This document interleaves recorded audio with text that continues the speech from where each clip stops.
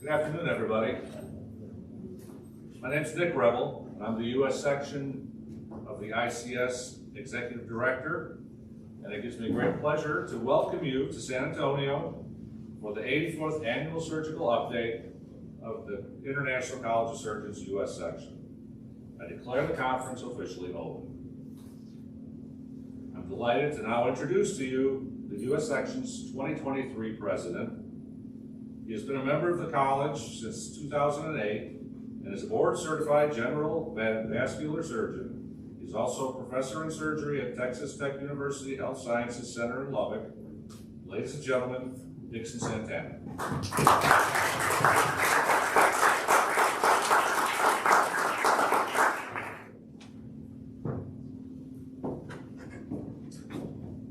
Good afternoon, everybody.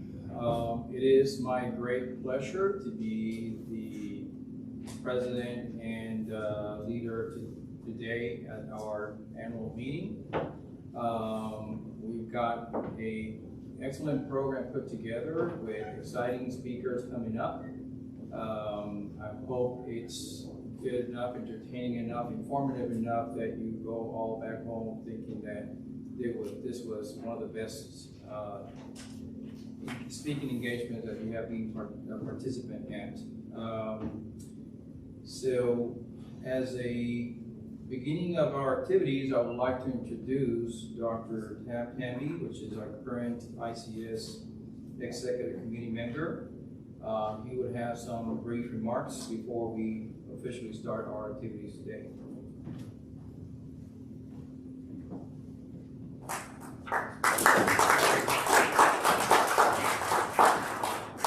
Good afternoon. Thank you, Dr. Santana.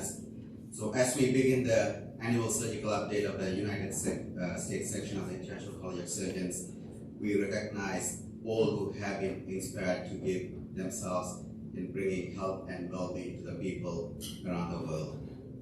Through surgery, we as physicians and surgeons help to bring physical wellness and ease the suffering of those afflicted with disease.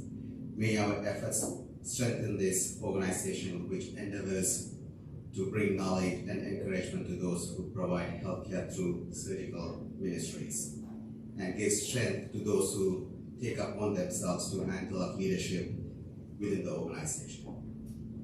As we prepare for what lies ahead, may we contemplate the following words. With our friends beside us and no person beneath us, with the bonds of medicine between us and no worries behind us, with our goals before us and no task beyond us, with thirst for knowledge and the dream of a world where all have access to appropriate care. We are thankful for our International College of Surgeon friends and the camaraderie we are about to share. Thank you.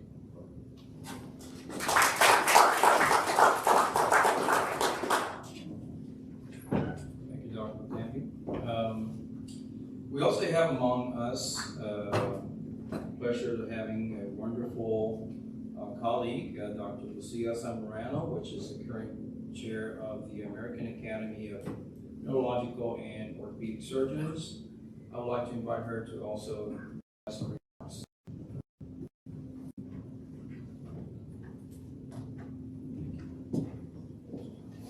Thank you. It's my pleasure to ask the chair of the American Academy of Neurological and Orthopedic Surgery to invite to our meeting. It's going to be our 46th meeting. That is, we're partners of the National College of Surgeons, and I would like to invite to our sessions Friday morning and Saturday morning. There are topics that can be of general interest, from robotics to brain and spine and orthopedic surgery issues. And we welcome all of you, and we hope that enjoy this meeting and have a great discussion and also a great time in San Antonio. You're welcome.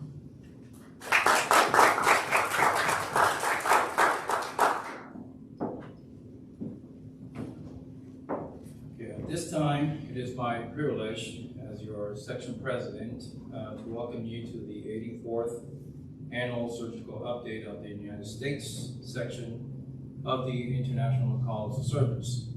For this gathering of surgeons, surgical specialists, and medical professionals in San Antonio, Texas, which is the home of the Alamo, the home of the Spurs, and the home of a rich Mex-Tex penetration with all the traditions, the culture, and the excellent food that provides enough diversity to please every single taste that you can think of. This weekend is a very special occasion here in San Antonio, since the town celebrates the Cinco de Mayo festivities. It has a historical significance since it marks the battle in Puebla in 1962 when the Mexican army defeated the French army, and that way they were able to gain their independence. So it is a perhaps a busy time of the year to be around, but still it's colorful. There's a lot of people around, and it's one of the best times to be here in San Antonio and enjoy the culture and everything that it has to offer. So I invite you to take time and perhaps try to get to know San Antonio a little bit better. So during the course of this conference, there will be a lot of presentations by specially invited guest speakers, as well a lot of by some of our colleagues that are part of the International College of Surgeons membership. This will showcase how we as physicians, surgeons, manage the care of our patients, whether we are in a big city like New York City, or in a small rural community like Sweetwater, Texas, or in any other part of the world for the matter, such as Indonesia and the Czech Republic. So I hope that it provides that diversity, that different point of view and perspective, and have a better idea how we surgeons can adapt and offer care in different settings and different circumstances. There is an application for the meeting that you all should be by now become familiar, that there is a QR code listed on the program. Please feel free to download that, because that would help you keep track of all the client sessions and different talks and engagements. We have structured this educational program in such a way that we are providing a variety of topics in order to try to pretty much include all possible interest on all the ones attending the meeting. So, as part of our opening ceremony, I am delighted to introduce the International College of Surgeons Work Executive Committee member and past presidents of the U.S. section, Dr. Thav Thambi-Pillai from Sioux Falls, South Dakota. He will be representing the world president, Dr. Ali Kwan from Taiwan, that unfortunately was not able to make the trip this year. But instead, Dr. Thambi-Pillai had agreed to provide the invocation in his place as the highest ranking officer of the ward body here among us today. So, ladies and gentlemen, Dr. Thav Thambi.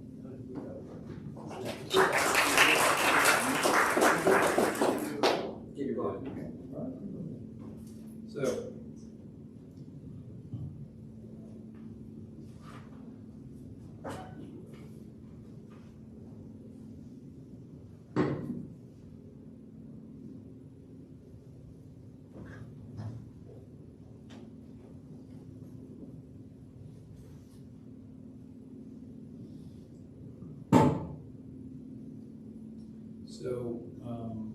Dr. Samarana will be the next out here at the podium. She's up there.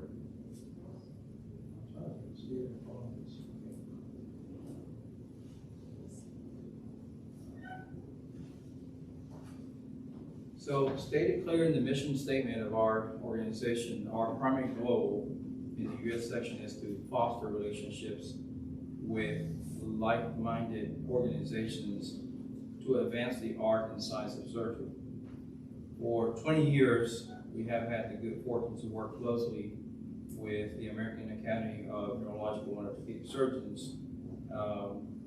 We are very appreciative to have the collaboration interaction with our colleagues from the neurosurgery division. I expect and offer the best success to this organization, their program this session. I have looked into their programs. There are quite interesting topics that I encourage anybody to look into it. They are of practical significance and things that perhaps at some point in time any surgeon would need to be knowledgeable about.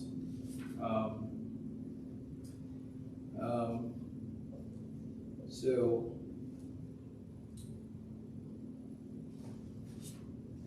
pretty much our opening ceremony is pretty much concluded.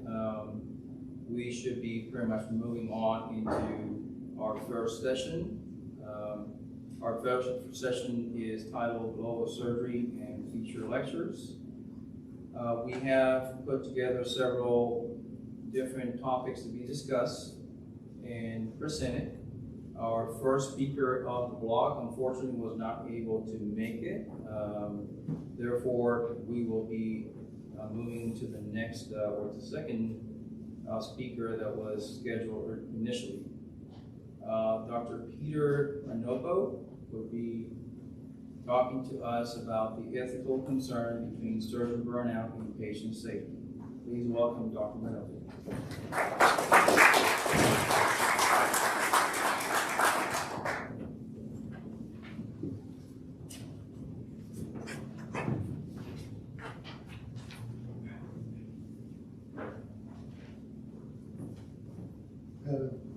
Good afternoon, everybody. Please allow me to deliver my presentation on the floor because I would like to be closer to you. And first of all, I would like to express my gratitude to the ICS-US section, particularly to Dr. Dixon Santana, for allowing me to share my presentation here. So I chose this topic, the ethical concern between surgeon burnout and patient safety, because nowadays this is a growing issue between us. Sorry.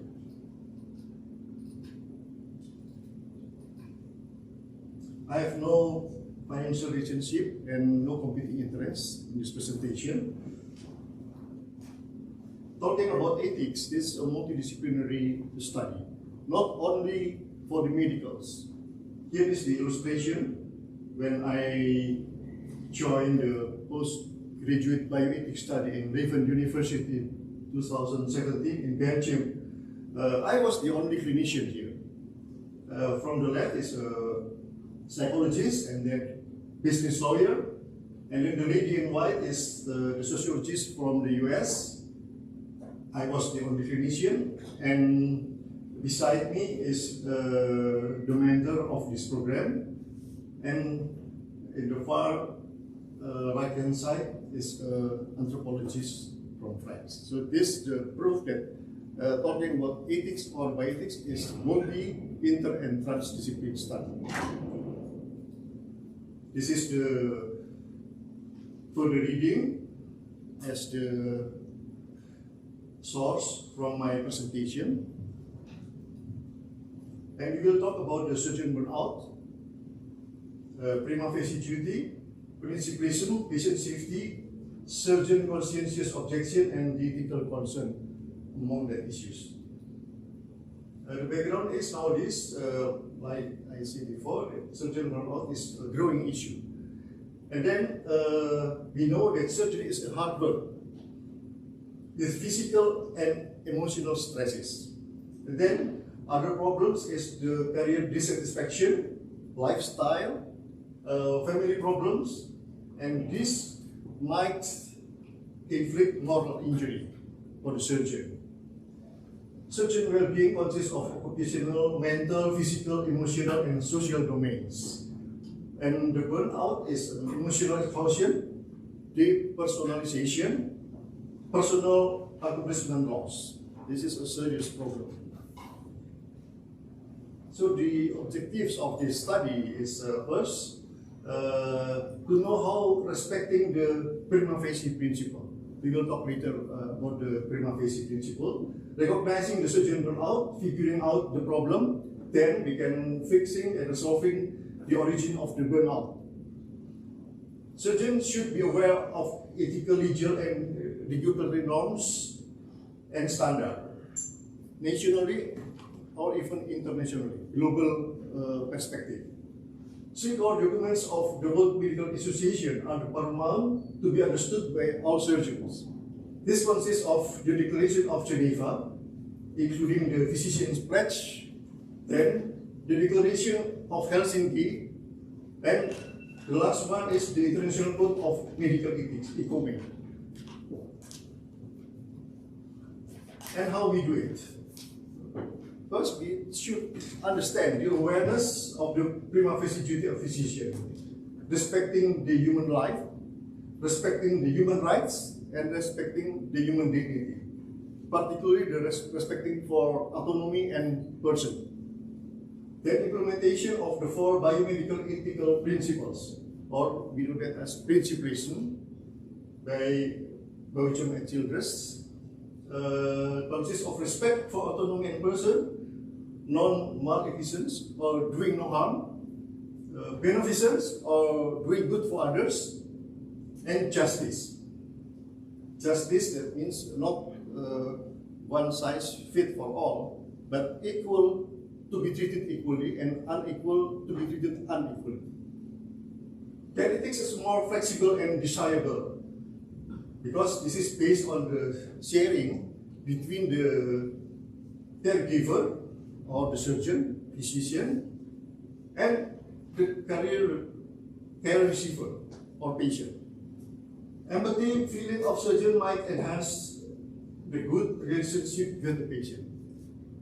This is very important, the empathy feeling. Dignity enhancing care by the surgical team, not only by the surgeon, but also by the team, the surgical nurse, the residents, and other people surrounding. For the patient would be the state-of-the-art approach, the best approach. Now about the patient safety.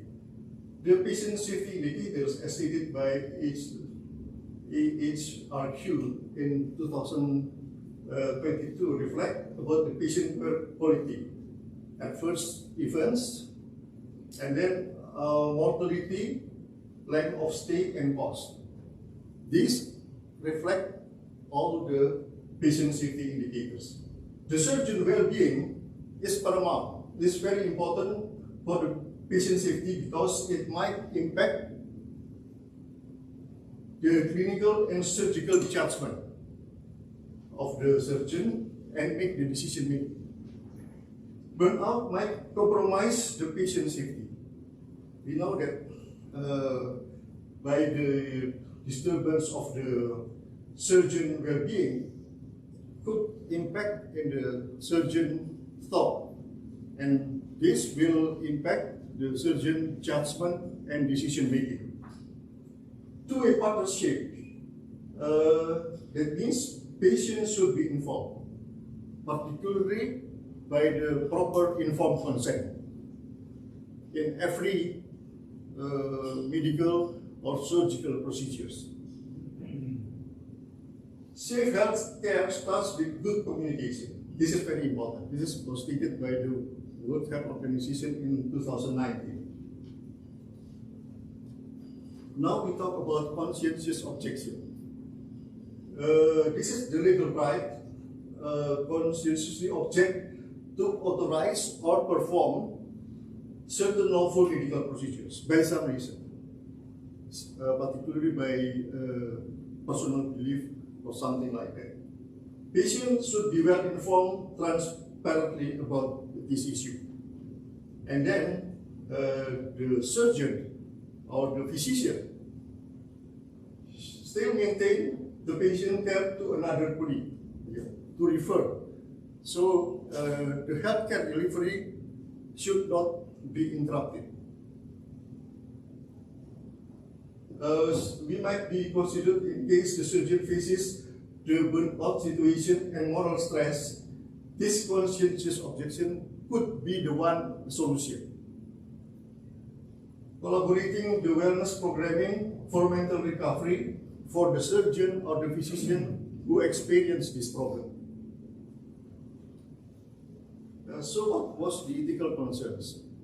The first is violating the principles, the autonomy, non-maleficence, beneficence, and justice. The other is care ethics and prima facie duty, respecting the autonomy, respecting the human life, respecting the human rights and human dignity. Deontology ethics is respecting the duty of the surgeon or the physician. And the last one is impact to patient safety and surgical professionalism. Because the surgeon or physician burnout can undermine the professionalism of the surgeon or physician. In conclusion, surgeon burnout is humane, but this should be faced prudently. We know about the negative impacts, especially for the patient as the care receiver. Respecting for the patient's life, human rights, human dignity, and patient safety should be prioritized, should be put in the first consideration. Good communication with patient is needed, and the patient should be referred to another colleague for further health care delivery.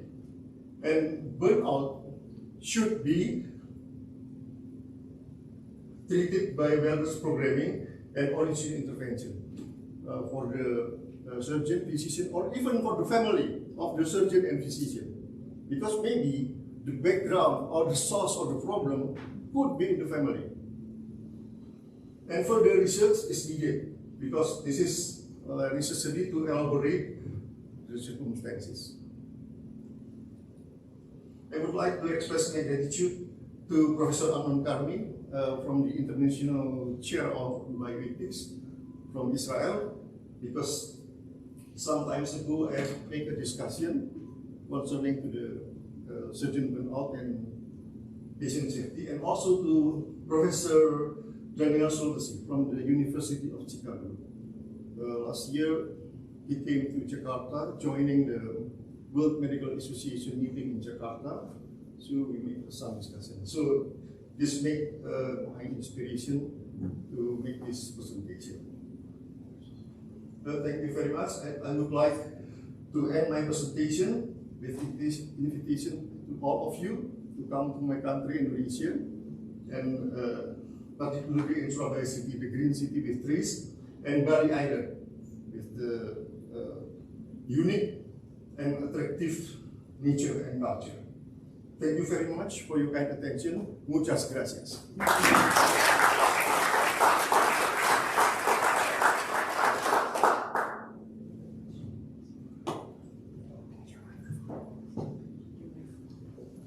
Thank you, Dr. Manoppo. That was a very insightful presentation, and I'm sad to hear there's burnout and moral injury even in distant Indonesia as well, much as that we experience here in US.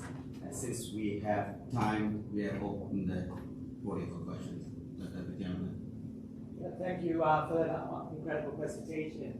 I was wondering whether you had some insight into the prevention strategies for burnout, whether you could, I know your Bioethics version of it, but what about how to prevent burnout? Do you have any suggestions for us? Thank you, Doctor, for your question. In my perspective, it would be two ways of prevention for the surgeon or physician burnout. The first is a good family life. This is very important for the atmosphere, for the surgeon or physician work. This is the first. Secondly, doing daily activities as a normal human being, like to be glad, always doing sport, and then avoiding unhelpful life, like maybe smoking or maybe making any unethical behavior to the surround people. I think this very simple things. Thank you. Okay. Any other questions before we go ahead? All right, let me introduce our next speaker. I'm delighted to have Professor Izi Obokhare, pardon my pronunciation, from right here from Texas.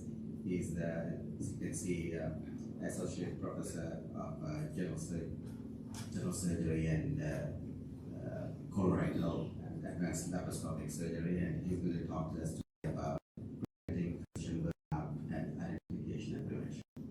Answer your questions. All right, thank you for that wonderful introduction. And before I get started, I just want to say a big thank you for the moderators of the event and excellent choice of a venue, excellent hotel, and lots of things to do outside. So the topic today, we're talking about preventing physician burnout, identification, and prevention. I don't have any disclosures, except that I don't have my pictures are not as pretty as the ones from Indonesia. Now let's talk about the problem, burnout. About 54% of doctors, under a survey that was conducted, showed that they were burnt out. And about 88% of doctors also talked about being moderately or severely stressed.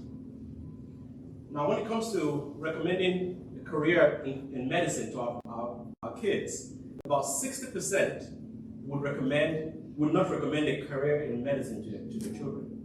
My wife is a physician as well, and we talk about this at home all the time. We have 3 kids, and this is we're not going to push them to become doctors, but if they choose to, we encourage them. So we fall under the 60% as well. And the question is, why is that a problem of burnout? So on the way to school the other day, I asked my kids, what is burnout? Just to get their opinion about burnout. The oldest is 12 years old, and he gave me a definition of burnout. He said, Dad, burnout is losing the joy of regular activities. And I said, you know what, that is exactly correct. So I put it in my presentation today. It's when things that you enjoy, you do not enjoy them as much anymore. Even the food that you enjoy, your favorite meal is not as palatable as it used to be. And this is a big problem. It affects about 42% of physicians that were surveyed, in about 15,000 were burnt out. And the greatest time of burnout is within 45 to 54 years old. So for those of us in the room that are above that age, you are being declared, okay? But this is like maybe a midlife crisis on steroids. And out of that population that was surveyed, 14% reported having suicidal thoughts. And about only 1/3 of them sought treatment. Now let's do a little experiment in this room. By show of hands, how many of you have a colleague or someone that you've seen at work who has signs of burnout? By show of hands. Okay, I would say close to about 80% or 90%. Now, how many people in this room, okay, have experienced it personally, symptoms at some point in their career of burnout? About 60%. So you can see the number kind of decreased a little bit. But most of the time, we see people that are burnt out, but we may not be able to see it in ourselves when we get burnt out. So that can be a problem. So seeking treatment or seeking help is also a problem.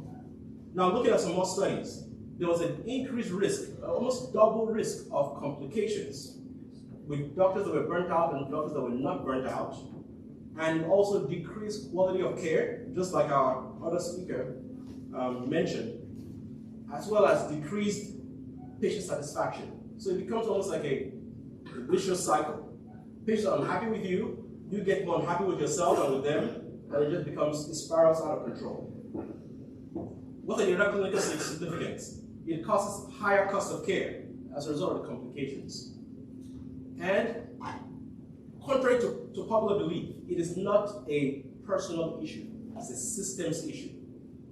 You know, I, for one, throughout medical school and residency, I felt I was very resilient. I felt I wasn't going to have any symptoms of burnout. I felt I was burnout proof personally. But burnout is not a matter of if, it's a matter of when it happens. About 4 years ago, I was in front of my house doing some yard work in front of the house, like some of us do at home. I was cleaning up the weeds in the flower bed. And another doctor was walking, he lives in my neighborhood, was walking his dog. His dog got lost and ran ahead of him. So he stopped with me to chat a little bit before going to look for his dog. And we got to talking, we spoke for about 20 minutes. And that was the last time I saw him. 2 weeks later, he committed suicide. 2 weeks later. He had a very busy practice in where we live. He had a lot of billboards with his picture on it, and he had a very busy practice. But the problem is, he had one complication after another, after another, after another, and just couldn't recover from it. So even till today, I always think back, 2 weeks before he committed suicide, is there something I could have, when I met him, is there something I could have told him that would have prevented that from happening? And that's what we hit today. This is something I feel very passionate about, burnout, because it's going to happen. It's a matter of when, not a matter of if. And it usually happens to those who are isolated. So those in private practice, solo practices, those that have very busy practices, those that have very sick patients, which we'll talk about. So the bottom line is not a personal issue, it's a systems issue. And the cause of burnout is not one problem, it's multifactorial, and I'll explain. Now, what are the signs of burnout? Well, this is the ones we see in the operating room mostly. The doctor, which is not very common now, the surgeon throwing instruments against the wall, having the knife stick on the wall. That's usually a sign of anger. But it could be very subtle from that. Anger, being very irritable, very impatient. The case is delayed 30 minutes because somebody had to bump you and you just throw a fit. You know, I remember I saw a surgeon once stomping on the ground like a 2-year-old. That is a sign of extreme anger, which some of us feel like doing sometimes, okay? But again, if that continues over and over again, that is a sign of burnout. Increased absenteeism, not wanting to go to work. Decreased productivity, working fewer hours and wanting to leave earlier. And decreased quality of care as well. Those are signs of burnout. Now, when it comes to causes of burnout, let's talk about what causes burnout.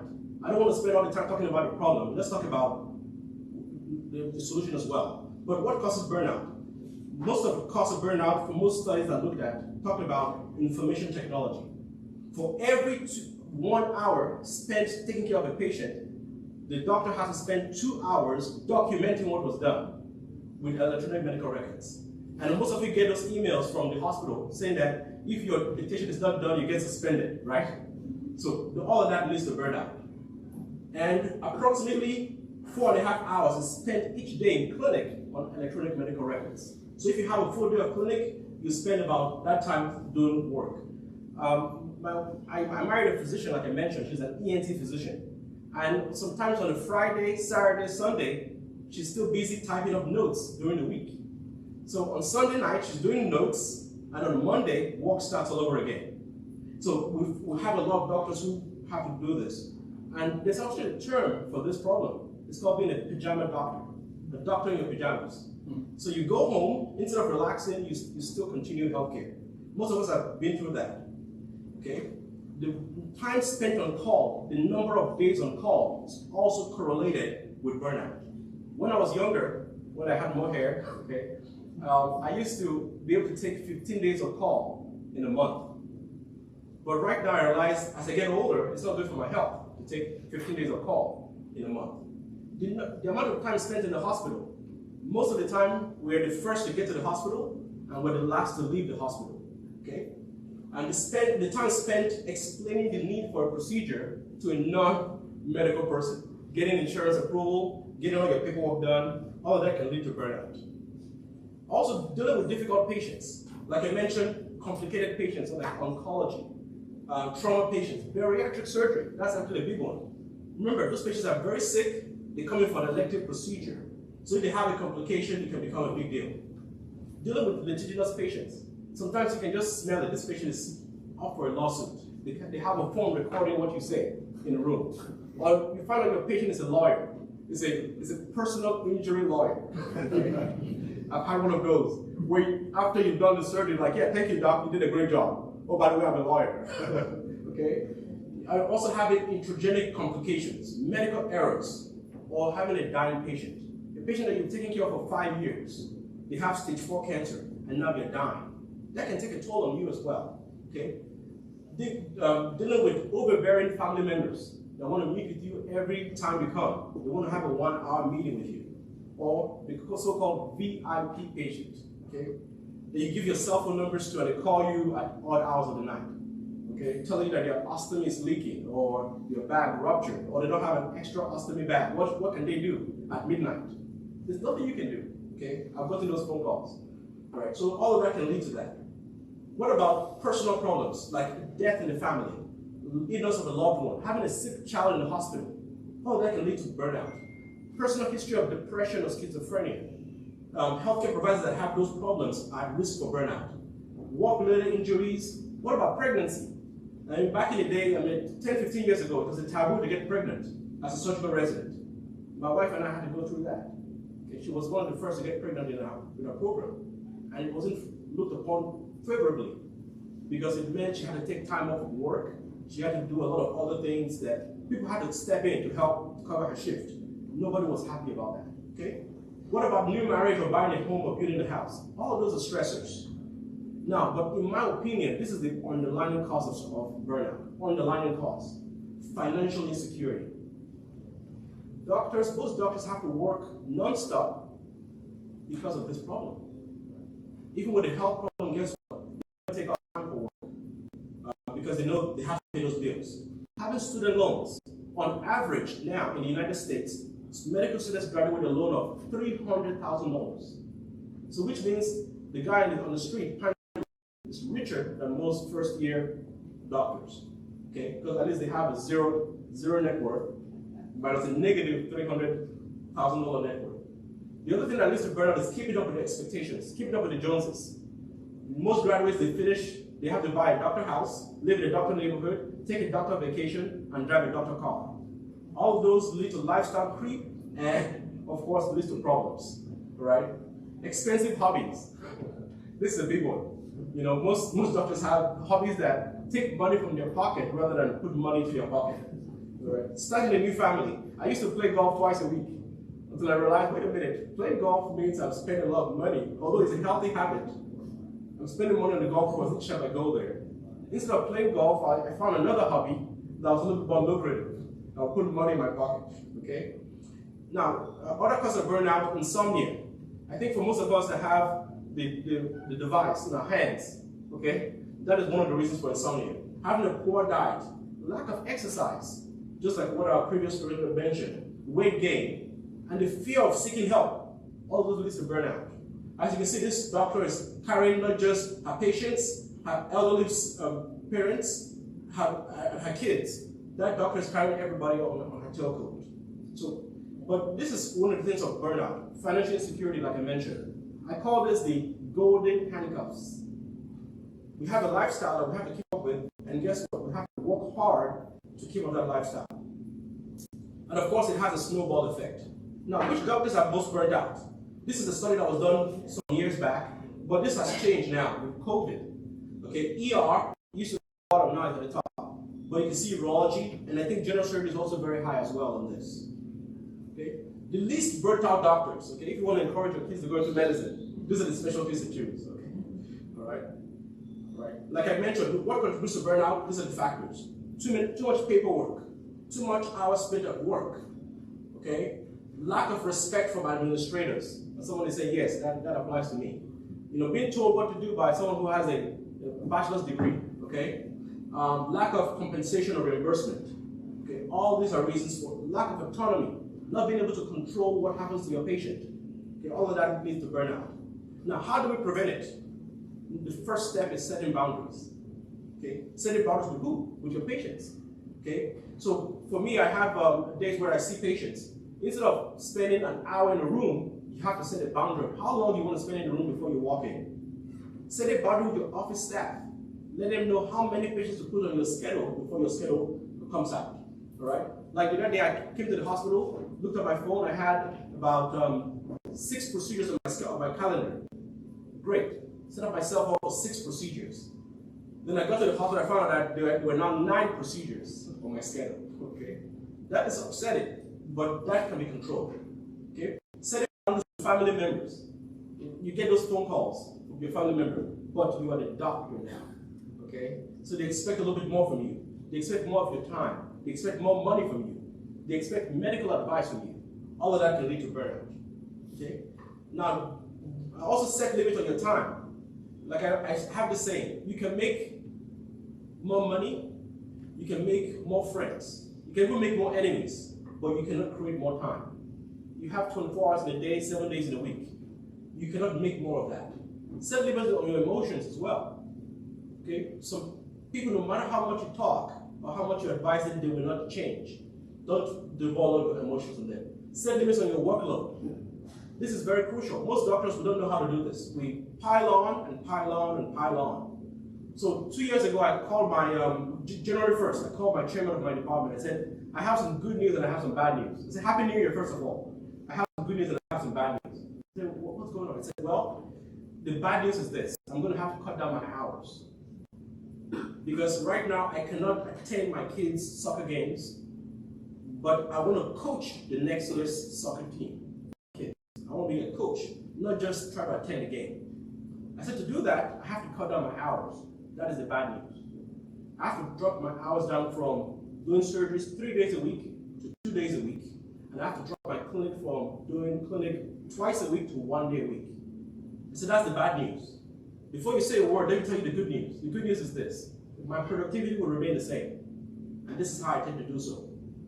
I'm going to move all my cases to 2 days a week rather than spread out 3 days a week. My clinic time, instead of doing it twice a week for half a day, I'm going to put it all into 1 day and do clinic 1 day. That way I can bring out 2 extra days in a week that I can use for other activities. And he agreed, and that worked out. So set limits on your workload and delegate tasks to other people. You do not have to pull every drain. You do not have to take every patient yourself. You do not have to remove every chest tube personally. Delegate that task out. Things you can delegate, delegate. Things you can automate, automate. Okay? Improve your practice efficiency, your workflow, eliminate redundancies. All right? Control your schedule. Make time for lunch. This is a big one. For days that you're super busy, for me, what I do is I make sure I have comfortable shoes, compression socks, and a pack of lunch. You have to think like a sports person doing long distance sports. You have to plan ahead, okay? Now, how else can you prevent burnout? Having a good financial plan, having an exit plan. You do not have to die on the job. My number one thing is this: I don't want to die when I'm on call in the hospital. I don't want to work until I'm dead, okay? So have a financial plan, have a way to exit the process. One book that changed my entire life forever was Rich Dad, Poor Dad. If you haven't read this book, read it, give it to your kids. It will save you a lot of money in the future too. Okay, it talks about financial insecurity, and in this story, doctors are the poor dad in this story, just as a break. Avoid impulse spending, avoid expensive vacations if you can. Maybe once a year is fine, okay? Avoid the mansion trap. Invest only in what you understand. Because a lot of people want your money, okay? Including financial planners. They will reach out to you and try to take your money from you. And plan for retirement. Find a healthy hobby and devote time to it. Preferably something that makes money. In this room, we're very talented. We have different ways we can add to humanity. A very close friend of mine who's sitting here today, Robert Amajoy, made a statement to me about 7 years ago that impacted me. He said, expand your humanity, which means you're not just a doctor. How else can you introduce yourself without the word doctor? Okay? Look for other ways to introduce yourself without using the word doctor. You're more than that. Okay? Look for income-generating hobbies. If you have some ideas, write a book. Okay? If you like photography, take some pictures. Do some photography. If you like to paint a picture. If you like to write a poem, okay? But find ways other than to expand your humanity. If you like to do medical missions, go ahead and do medical missions. That will help another generation. Doctors that do medical missions are not burnt out. You know why? They're volunteering their time for something for greater good. Also read and educate yourself. And for those that have that have trouble finding a hobby, one of my colleagues the other day, I saw him in the hospital at 8 o'clock. He was post-call, which means he was supposed to have left the hospital at 7 a.m. in the morning, but he was back at 7 p.m. At 8 p.m. He was running on his patients. You have 5 kids at home. What are you doing in the hospital? He said, when I go home, there's nothing for me to do at home. I just go home and look at the wall. And I said, you know, it's time for you to find a hobby. I said, guess what? I'm going to send you a text message with different hobbies. And here's the text message I sent him, okay? There are different things you can take on this list outside of medicine. Expand your humanity. Now, I'm wrapping up right now. In terms of burnout, healthy sleep habits is very important. Healthy eating habits, exercise. Meditation is also very good. Okay? Yoga is a big one. As we get older, we have to stretch. I'm there right now, so I have to stretch before I get up and move in the morning. Journaling, writing down what you're going through helps, and making time for family time. Okay? The key point here is align with organizational values and engage. That's what we're doing here today. We're engaging with colleagues and having a great time. Thank you.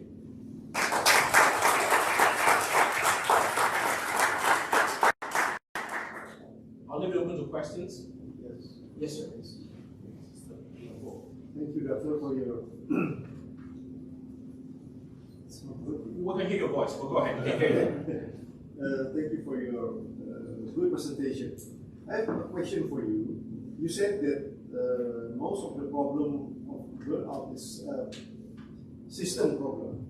So, the institution, the hospital, or the university have created a good system for the education and training. So, if the problem is in the system, the residents or the doctors, most of them will experience this. But the fact is the opposite. Not all of the doctors experience this.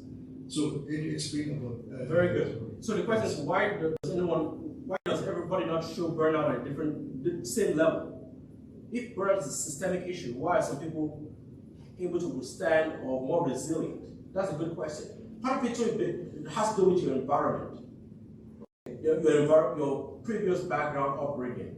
For those who are very active in sports, in college or high school, they show less burnout because they have ways to adapt. Okay? However, the point is burnout will occur in different degrees, depending on how much coping mechanisms there are available. The reason I say it's a systems-based issue is this. How many hours of education do we provide to our trainees on financial education, on building a practice that is sustainable? How many hours did I get in residency on how to build a thriving practice? How many hours did I get on financial responsibility and not building a house that you cannot afford? Okay, so how many hours did I get on sleep and how to prevent fatigue and how to take care of your health in residency? But those are changing now. We're putting that into our residency training, into our practice. And I think what we need to do is really focus on this in the future for future doctors to really help them cope. It's not a matter of if, it's a matter of when it happens, and get ready for it. Thank you. Excellent presentation. How much do you think this burnout phenomenon could be directly or indirectly related to cultural background? Very good. So cultural background, in fact, many studies have been done to show that it depends on where you grow up. If you grew up in a home where you were kind of, everything was provided for you, the burnout rate is much higher than someone who had to struggle, who had to get resilience. So now, for example, at Texas Tech Health Science Center, when we do an interview for medical students, we look for traits of resilience, because you can actually see those traits. Were they involved with sports? Were they involved with things like Boy Scouts, Girl Scouts, where they had to learn survival training? Did they go through something significant in their life that they could, and so we asked a question like, for example, give me an example of something you went through that was difficult and how you overcame it. That simple question can help you gauge the level of maturity and resilience of the candidate. But I think we need to look at this from a systems issue and approach it as such. So much of, I appreciate the fact that you are pointing the problem at the system level. Often the solution is looked at as like you have to come up with a solution, you have to do better with the economic benefit and all that. And even some of your solutions were directed at the physician. So what are the system-wide, for a surgeon, what are the recommendations that you would make to your chairman, Sharmila, to make your surgeons less burnt out? Very good. So the Sharmila is in Lubbock, I'm in Amarillo, Yes. but similar. I communicated with her today by email. So the thing about it is setting a schedule that is sustainable, not putting surgeons on call for more than 3, 4, 5 nights back to back. Okay, making sure that it's mandatory, even for the young surgeons who come out and want to operate, teaching them the work-life balance earlier on, having faculty development series, like that's something that we do right now in our institution, to talk about burnout, to help doctors know that there's help and where to go for help. There's also a measurement survey that goes out to measure burnout. I try to fill it out when I'm post-call, okay, because I always do bad on it. One way you can measure how burnt out you are as a doctor and what you do. If you need more sleep, more exercise and things like that, you can put that into your practice. But I think part of it is promoting an environment or culture of open communication. When someone is sick, not having to force them to come to work when they're sick, and putting family first. Yes, Dr. Abacho. Yeah, I have 2 questions. Actually, 1 question and 1 comment. Excellent talk, by the way. So the first question is, I wonder what the VA system, if it's a system issue, whether or not it have less burnout versus the profit section. That's 1 question. And the comment I make is, we talked about expanding humanity. I remember us having that conversation several years ago. And I do think that, for physicians, you have something else that you want to do, that you're passionate about, then you're being more efficient at work because you got all the obligations. And believe it or not, like Elon Musk said, if you want to take 30 days to clean your room, it will take you 30 days to clean your room. So I found it that when I have something else going on, for instance, I have a second business, I can't wait to get to that business. So you just have a lot. That's called expanding your humanity. And go ahead and answer that question about the VA system. Okay, so the question is, are VA doctors less burnt out? The answer is yes. That's why most people retire and go to the VA to work at the VA. It's like a retirement heaven for most people. Because the OR closes at 3 o'clock. Try to book a case at 4 o'clock at the VA, right?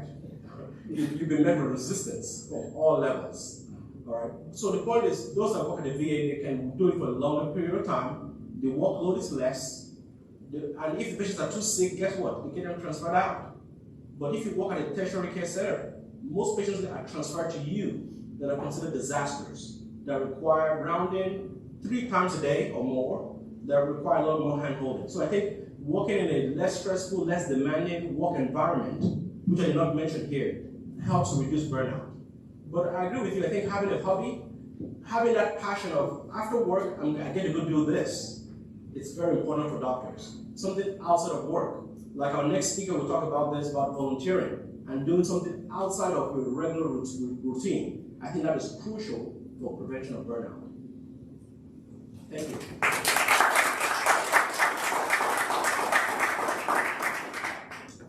Our next speaker is Dr. Eric Skipper from Charlotte, North Carolina.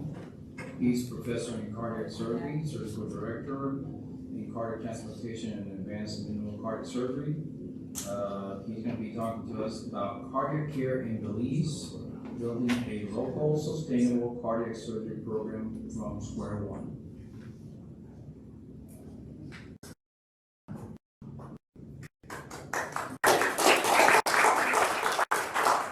So while they get the slides pulled up, I just want to say thank you to the college for allowing me to present our work through Heinemann Robotic Foundation, as well as Atrium Advocate Health. The two previous speakers are going to be tough to follow, but this does fall in line with how I find dealing with burnout to be very helpful. So bear with me on this.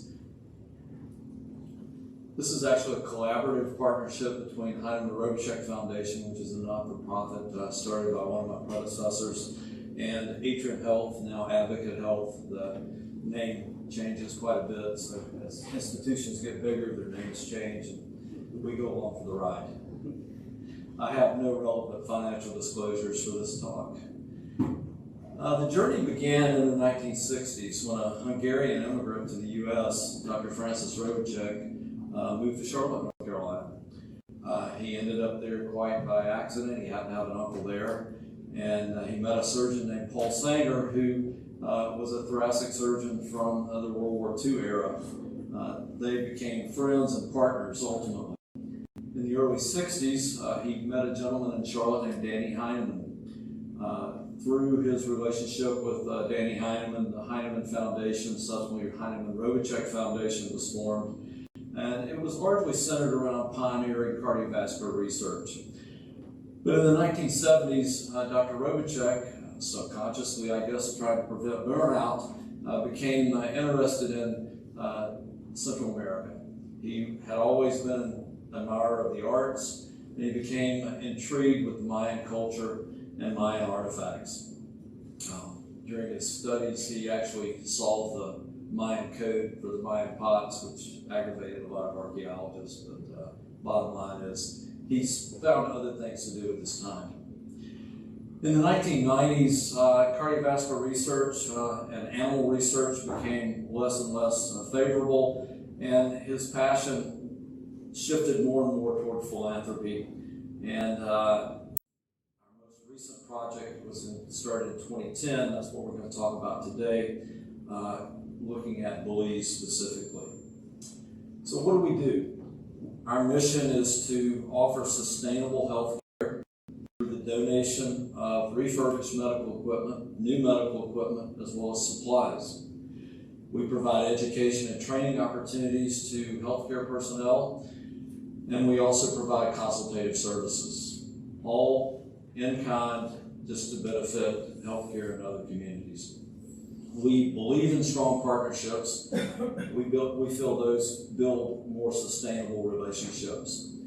We believe in partnering with local, national, international, and in-country partners who are well established and experienced. You can always find someone in the community that understands things a little better than you do. Our focus is to create programs or units rather than sending down a person or an individual piece of equipment or 3 ventilators. So our goal is to set up programs, to set up adult ICUs, pediatric ICUs, complete entities rather than piecemeal things. We feel this gives us a greater impact. We're fortunate in that the partnership established with our hospital system by Dr. Robotic, who unfortunately passed away at the age of 94, still coming to work every day. Not burned out, of natural causes in 2020. But he was able to establish a partnership with this large hospital system that will allow them to donate their decommissioned medical equipment to our organization. And some of it's functional, some of it isn't. We have to figure that out. And figure out how to repurpose that to other places that are less fortunate. We support, as I said, education and training for healthcare providers as well as public awareness.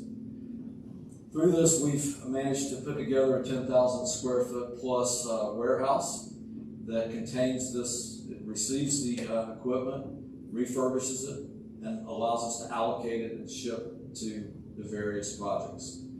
We have also been fortunate enough to establish a relationship with Chiquita Banana, and they, quite thankfully, provide pro bono shipping for our containers for this.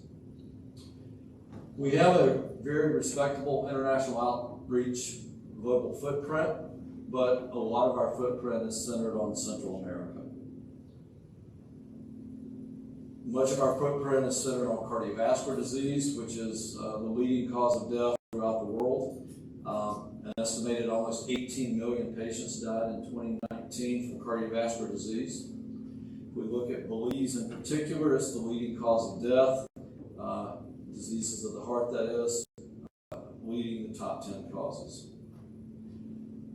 Interestingly, in a lot of countries such as Belize, a lot of the cardiovascular disease is rheumatic in etiology, and it affects this very, water's not great, but it affects the very productive age groups from early 20s to 40s, and really impacts their ability to generate productivity locally, provide for their families. Dr. Robotic is shown here on the left. As an offshoot of his previous missions in Central America, he actually helped start UNICAR, which is a large cardiovascular center in Guatemala City. He met Sir Barry Bowen and Miss Dixie Bowen, shown on the left, or on your right there.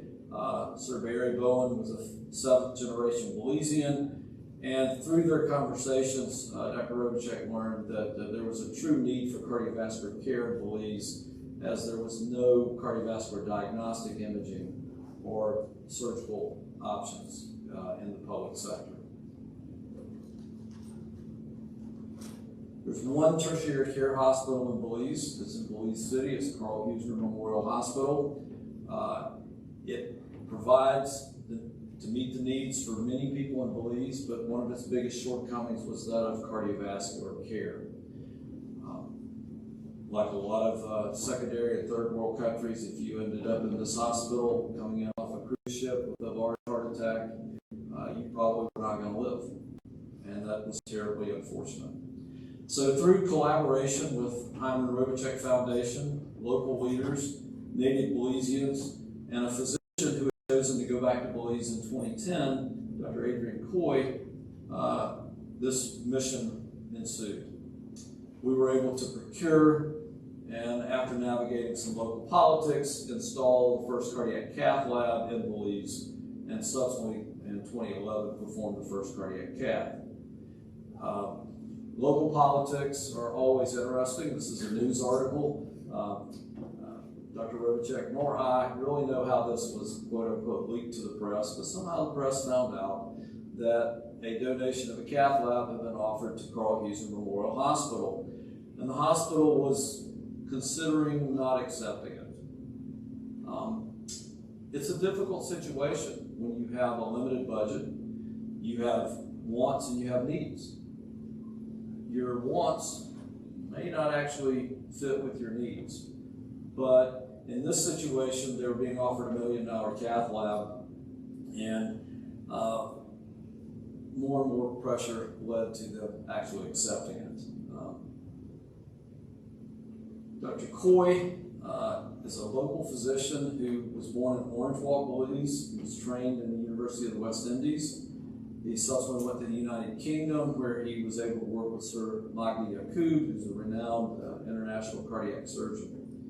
He was offered the opportunity to stay there. He chose to go back to the Caribbean, Central America. He spent a little time in Jamaica, and then ultimately in 2010 went back to Belize because he truly believed he could benefit his fellow Belizeans. This is our implementation time: 2011, cath lab, first caths. 2012, echo stations were donated. Also, cardiac surgery team supplies donated, and team went down to support the first open heart surgery. Interventional cardiology came in 2013, and first public screenings were held in 2015. Now, keep in mind, when this all started, Dr. Coy was really the only thing there. So we were supplying a lot of resources, taking down entire teams, but helping them figure out how to grow and develop a sustainable local team. One of the pieces missing, if you're going to have a cardiovascular program, is you need an echo program. In many countries, Central America being one of them, To obtain an echo, you had to go see a physician. There were no echo technologists. If you needed one, you went to a large hospital or a large clinic. Sometimes you had to go to Guatemala to meet with a physician, and that was quite onerous for a lot of patients. They would travel long distances to find out that they really didn't need anything, that their heart was okay, and then they had to go back home. So we embarked on training radiology technologists as well as nurses over an 8-month period. They would come spend 4 months with us, then they would go spend 4 months in Unacar in Guatemala City, and then they would go back to their local communities provided with an echo machine that we would provide them, a computer to upload images, and other necessary equipment to perform echoes. After 5 trainees were trained, the first trainee became the trainer, and it became a self-perpetuating program. Today, there are 17 stations throughout Central America. These stations all funnel their echoes through Unacar in Guatemala City, and then they can then funnel those to us at Sanger Heart and Vascular in Charlotte to help overread those if there's any questions that haven't been answered at Unacar. Sustainability is the key. We do not believe that taking a team down, doing things for a week, 2 or 3 times a month, it provides an impact, but it's not going to solve the problem.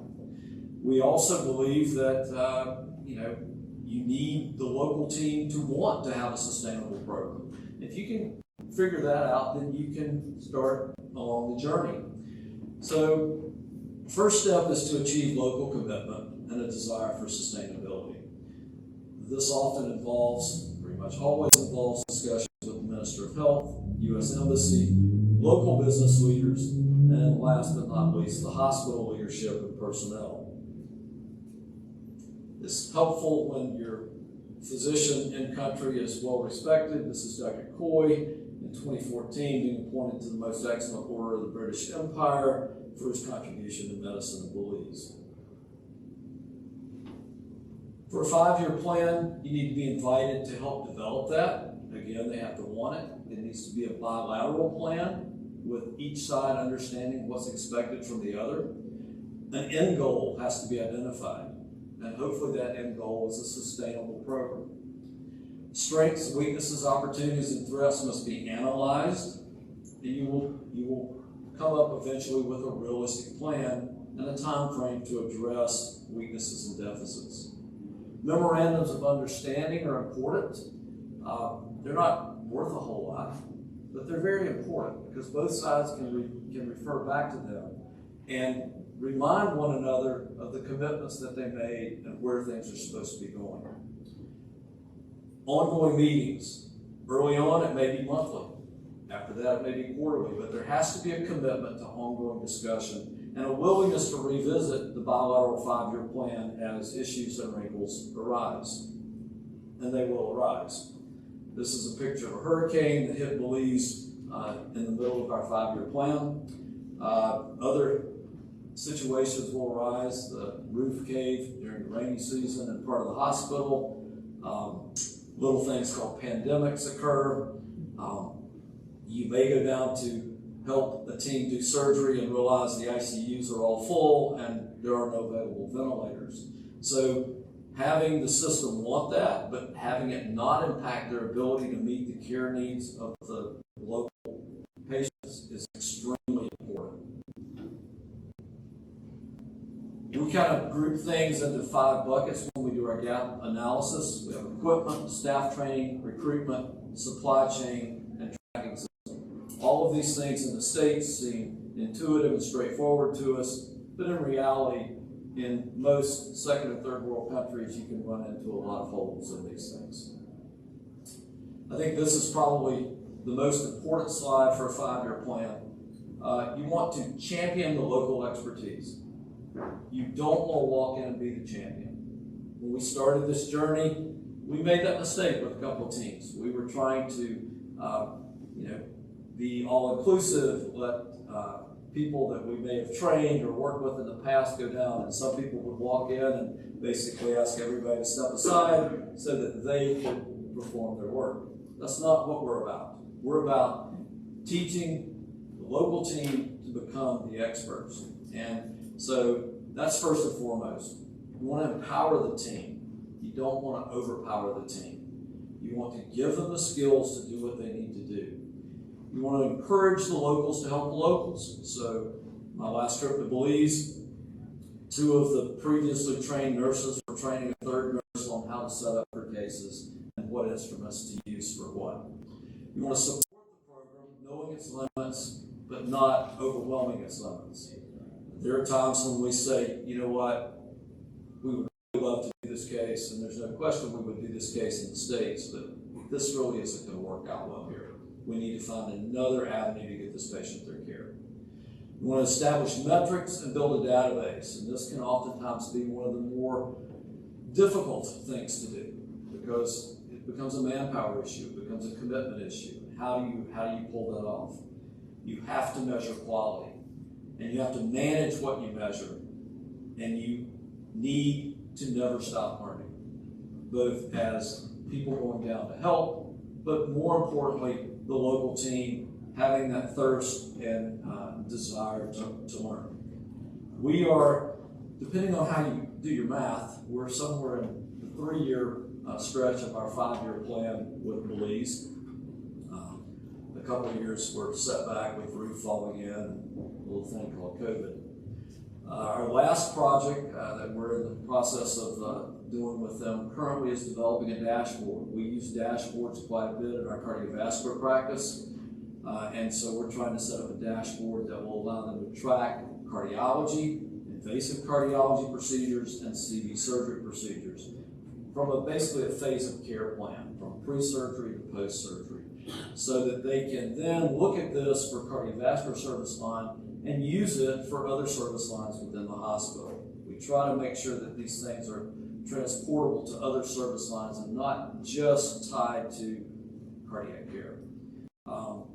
We are currently trying to develop a procedural care registry as well as a critical care registry because a lot of these patients are benefiting from some of the advanced critical care monitoring capabilities that have come down as well, and it's quite exciting to see them use those.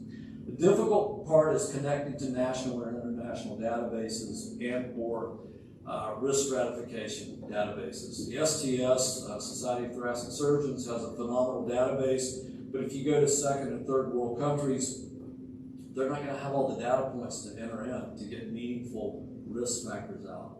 Same thing's true for the AHA and ACC guidelines. So there's efforts at a national level and an international level to try to come up with databases that will help risk stratify patients and help people understand what should be acceptable in your local community versus unacceptable. With that, I will close. This is a picture of our team in Belize for one of the post-COVID trips, and you'll see Dr. Coy on the far left. We have some critical care nurses that went down. My PA is to my right, or your left. I'm hiding in the back. But most of the folks there are from the local Belizean team. Questions? Yes, sir.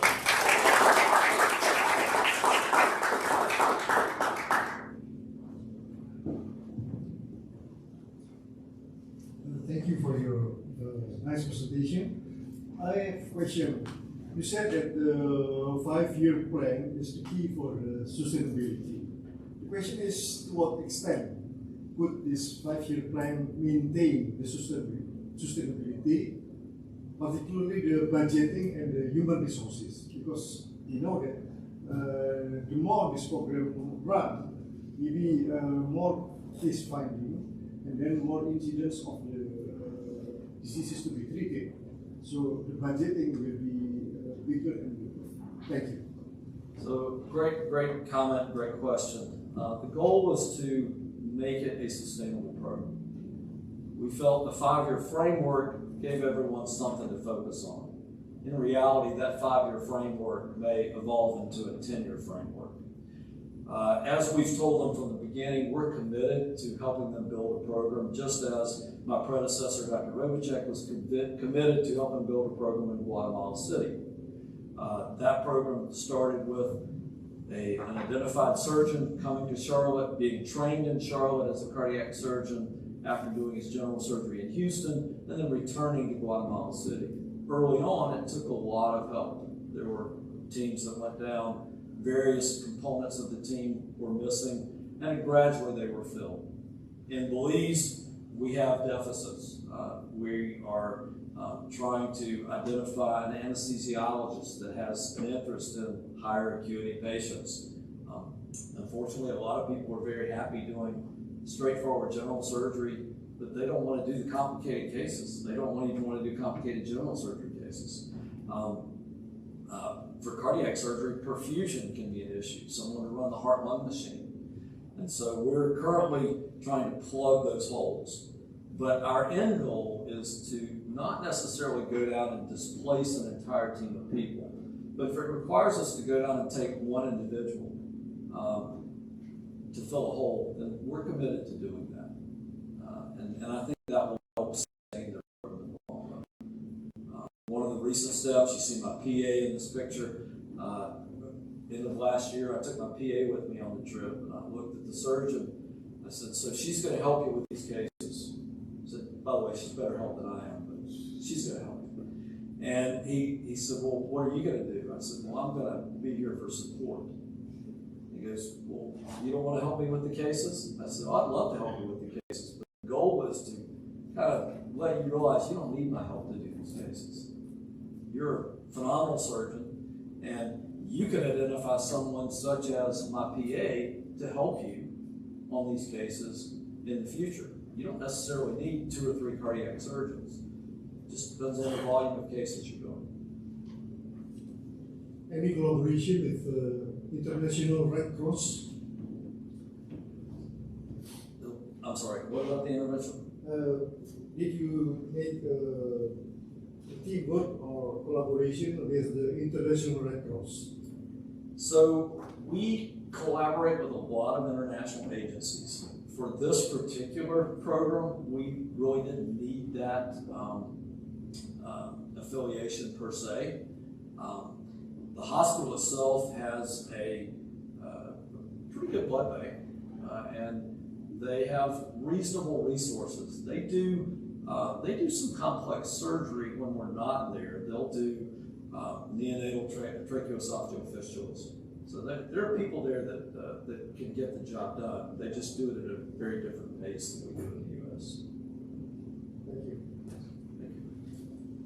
Thank you.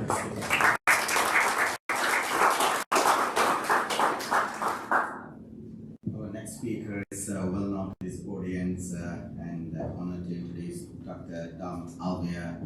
He's the chairman of the World Surgical Foundation and has been doing medical mission trip for more than a quarter of a century. I think he started when he was in his 20s.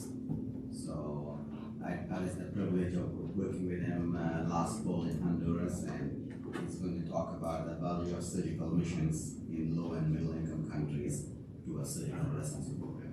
Thanks for that.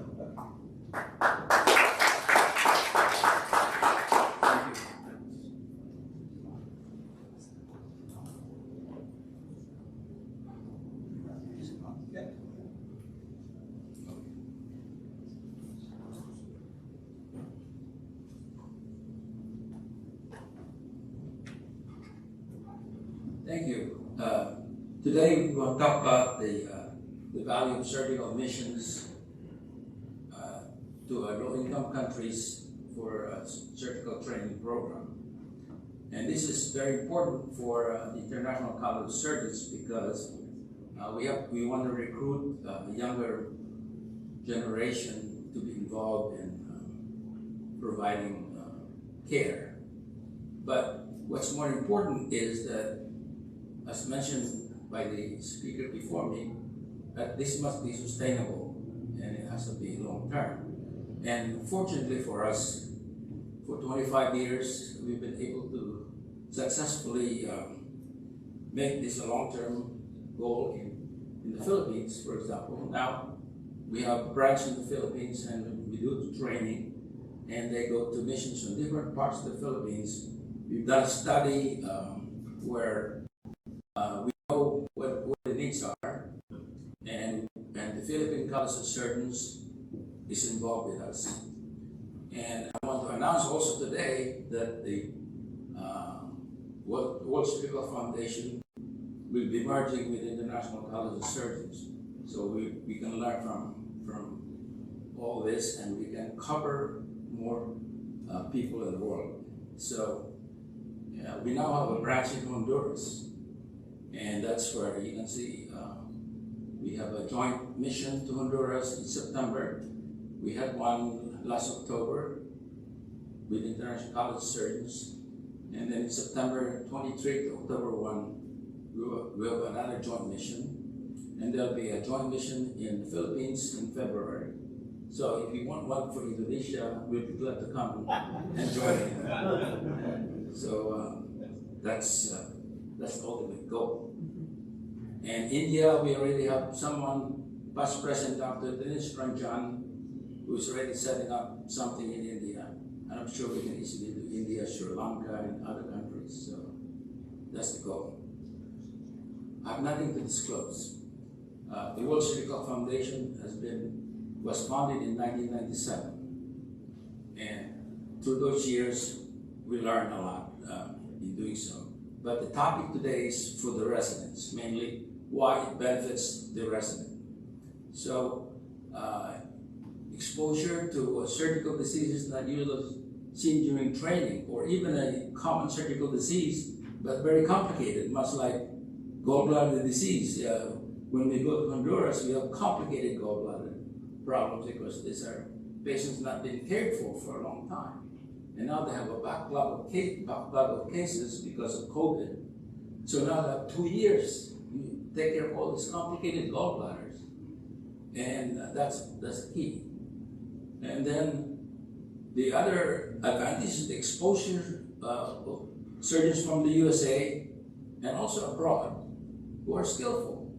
And the residents can learn from them because they've never seen such great surgeons. And we have a lot of master surgeons that are from abroad. And I'm sure you're one of them probably. And so they can learn from us. We can learn from them. And sometimes we learn more from them than what we can give to them.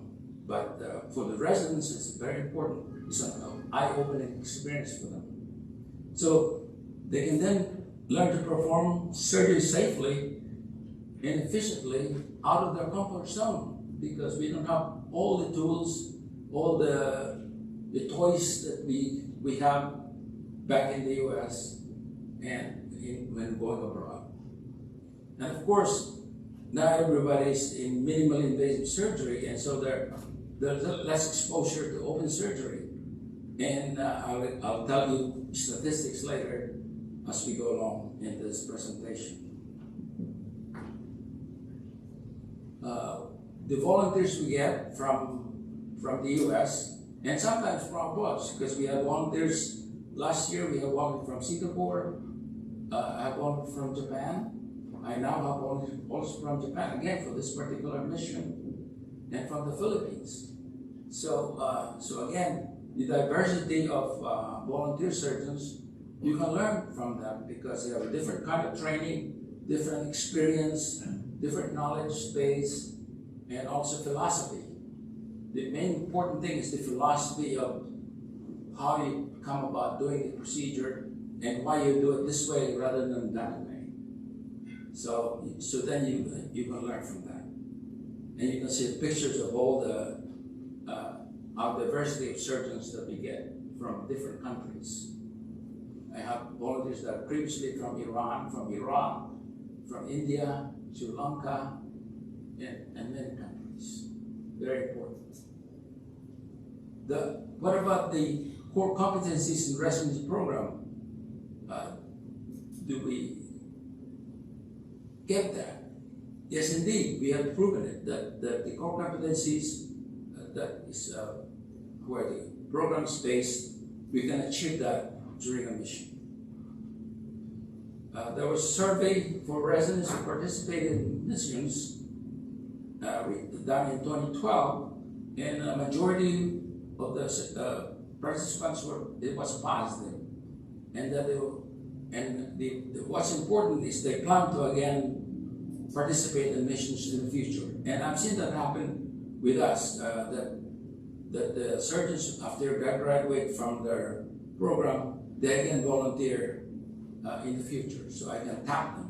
Right now we can tap about 60 surgeons who have participated in missions as residents to be part of our surgical mission, be member of the International Council of Surgeons. The problem today is that the opportunity for autonomy and independent decision making has become more difficult because of the regulatory changes, political concerns, the societal changes, and of course the finances. You know, if the residents with you, the procedure will take longer, and then it's going to cost the hospital some money. So we have to make them more efficient. Also, the residency has been shortened because of duty hour restrictions. So 80% of graduates pursue fellowship rather than go to practice. And that's why there's a shortage in general surgeons. And when they go to fellowship, they become specialists. So then there's less general surgeons.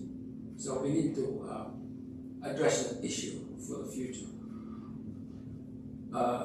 The surgical burden is about 11% of all diseases, and it's maybe more.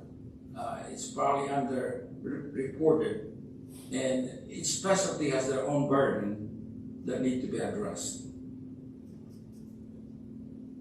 So what's important for the future is that we need specialty focused missions in some countries where they're lacking for certain specialties. And we've done that. For example, in urology, we can't do prostate surgery because it's too bloody.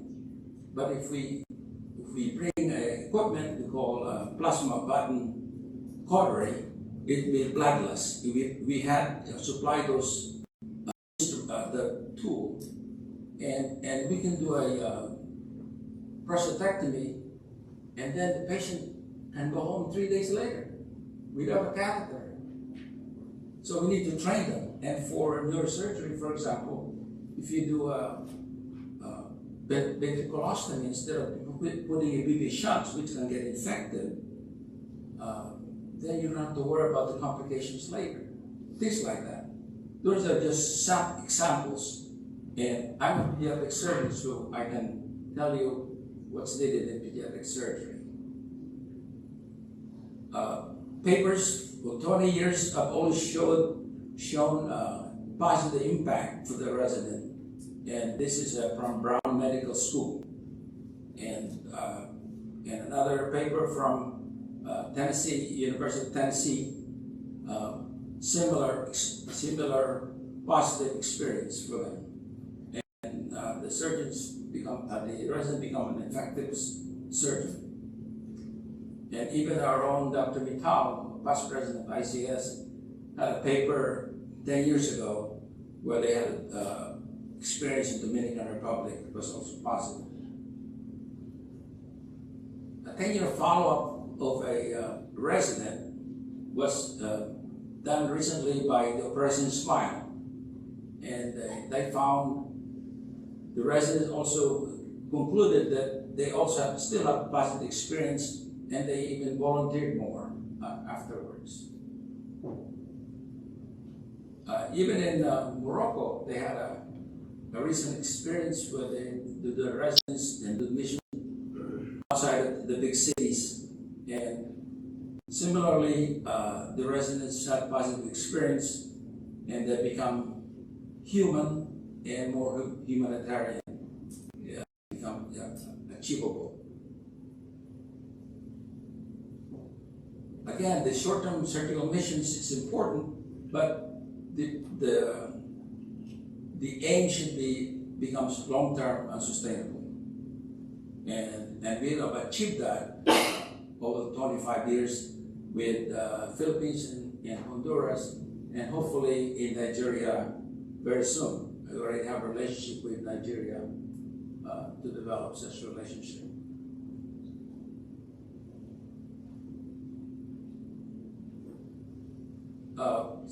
Since 1997, we have serviced over 12,000 patients in 8 low-income countries. And here's a case in one island in the Philippines where you can see a mixture of cases. In the Philippines, goiter is very common, so they do thyroidectomies. And also they have a lot of cleft lip and palate in the Philippines. And of course, other diseases you can see. Gynecology is also very important because not too many gynecologists take care of gynecologic diseases. In the last mission we have with the combined ICS and WSF in Honduras in October, you can see we did 140 cases, including 39 cholecystectomies with 2 common duct explorations.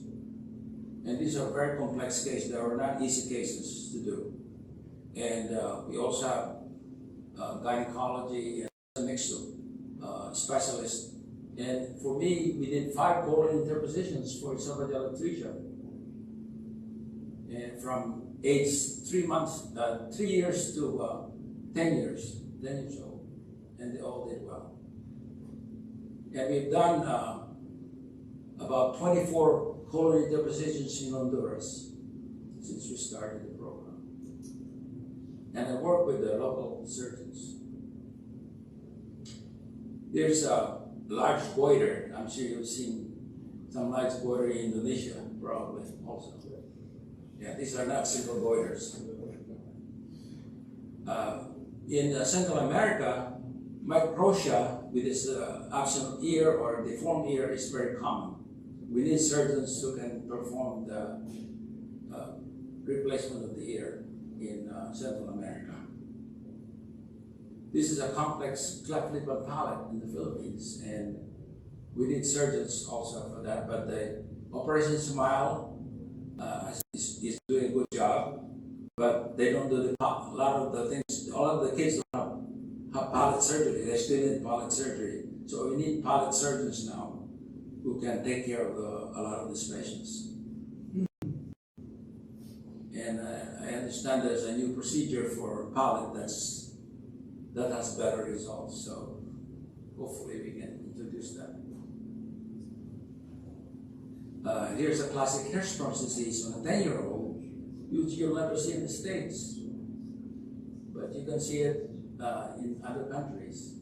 And in this particular case, they wanted me to do a 1-stage procedure without colostomy, and so we had to prepare this patient for 7 days, prep them, and I did the primary pull-through without a colostomy, with the staples to reduce the size of the colon after we know where the ganglion cells are. And this patient is doing well now. He's a soccer player in Honduras, doing very well. This is a child who had a long esophageal atresia, 3 years old when he showed up. They usually do a cervical esophagostomy and a gastrostomy for feeding. And then they look for a surgeon who can do it. Now the local surgeons can perform this procedure on their own now because I've trained them for 3 years. But for the last 3 years, I worked with the same surgeons to perform this procedure. They still wait for me, probably for in September. They'll probably have another series of cases that need to be done. And this is a colon. Like I said, we have done 24 colon interpositions in Honduras. Testimonials from residents. This is Dr. Wolfgang Ster, originally from Germany. He came and he wanted to be a pediatric surgeon. He's now a pediatric surgeon in Albuquerque, New Mexico. Dr. Stauffer is now a general surgeon in Sonoma County, and then he moved to Oregon. And he still volunteers for the World Surgical Foundation. This is Dr. Daniel Lim, who was discouraged during his training. He almost quit. But then I said, before you quit, I'd like to bring you to a mission. So I brought him to the Philippines. And after that, it opened his eyes. And then I brought him to another mission in Honduras the following year. And then he stayed. He said, this is what I want to do. I want to be a surgeon now. And now he's an acute care surgeon. And he'll be volunteering. He's now a member of the board of the World Surgical Foundation. So he'll be volunteering soon. And Dr. Kaufman is currently a fellow in acute care surgery, but he wants to be a pediatric surgeon, so he's pursuing that. I think he's gonna get it eventually. Because I have one other pediatric surgeon, took him 14 years to become a pediatric surgeon, but finally I got him into a program. And now he's now an attending surgeon at Penn State for the last 2 years. Dr. Miyata from Japan, he came, he didn't even speak English that well when he first came to see me. And in 2011, he came to Honduras with us.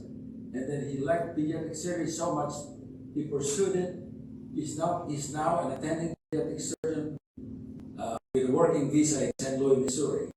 And he came to join us on a mission in the Philippines just recently. He's a good surgeon now. And he does a conference, a Zoom meeting. In fact, he has a Zoom meeting once a month. We have a Zoom meeting for all the surgeons in Japan. If you want to join it, I can give you a link to the Zoom meeting which we give once a month. Dr. Tarazi is a thoracic surgeon now in Miami, and his first case when he came to Honduras was a thoracotomy for esophageal atresia. He was so excited about that. So they do help with medical knowledge. They can attain that by working with experienced surgeons.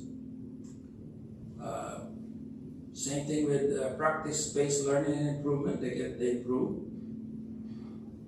Of course, interpersonal and communication skills improve because you have diverse background of people that you work with. And you have to learn professionalism. And even with the low-income source, we have system-based practice. This just important. The picture on the left, which is on is Dr. Minami Watanabe from Japan. She's now trying to pursue become a pediatric surgeon after he came to Honduras with us. And that's Dr. Amiri, one of the ICS members, and he is a master surgeon, as far as I'm concerned. They learn from him. And that's me, of course, I was teaching also. And to prevent burnout, we have some lighter moments. So we joke around, and even if we work hard and we play hard. That's how we prevent burnout. Work hard, but you know how to play hard.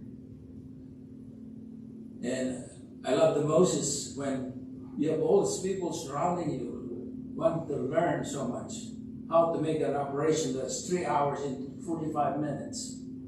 That's the key, is to allow them to show them that you can make a procedure that's might take, like a colon deposition takes about 6 to 12 hours, we can do it in 2.5 hours. And for inoplasty, that takes them about 3 hours, we can make it in 45 minutes. That's the key. So in conclusion, the resident can benefit both clinical and technically in caring for patients during a surgical mission. They can learn innovative and efficient methods of managing difficult surgical problems. And they can grow morally and become human and humanitarian. And they understand better that patients in low-income countries need our help. Finally, Dr. Schweitzer states that I don't know what your destiny will be, but one thing I know, the only ones amongst you who will be really happy are those who have sought and found how to serve. Thank you.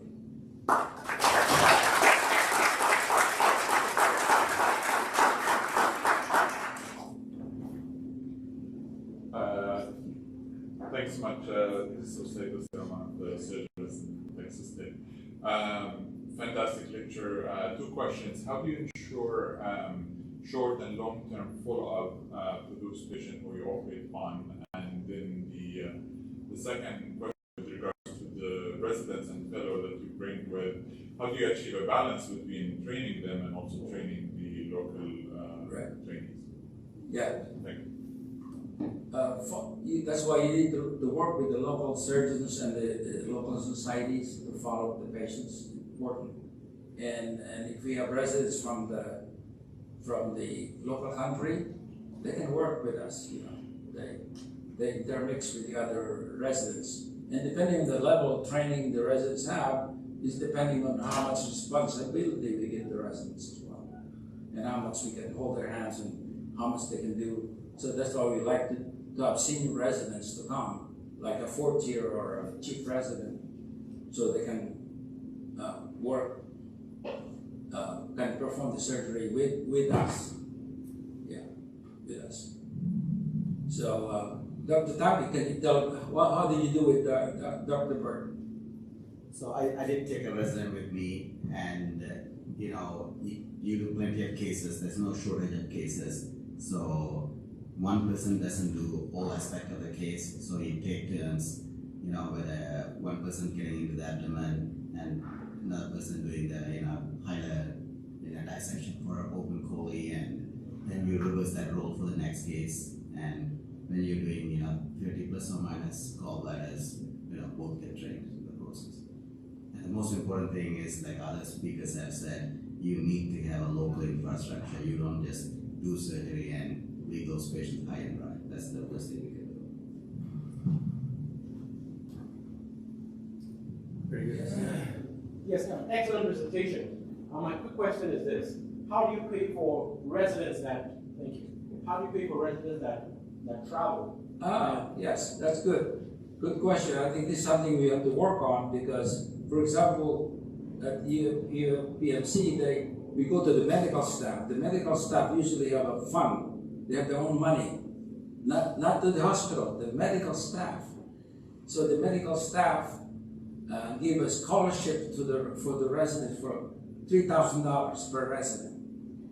I think it should be $5,000, so we can pay for their airfare and their accommodation, and anything extra we can use for the future.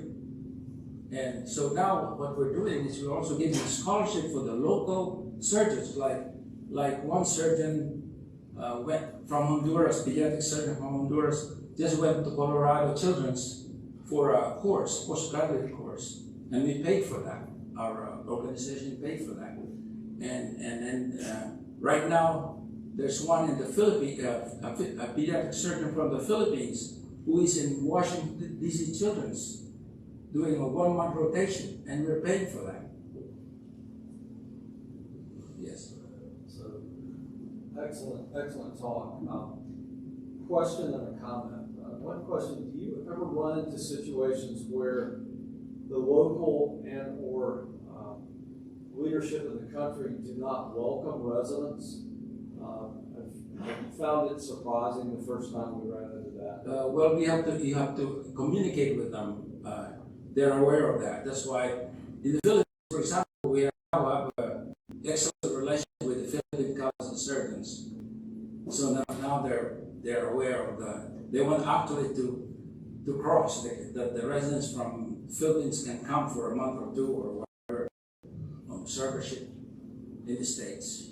And then the comment is, and I think everyone in this room is interested in giving back. One of the things that we do is that we actually encourage the physicians who participate in our mission work to donate.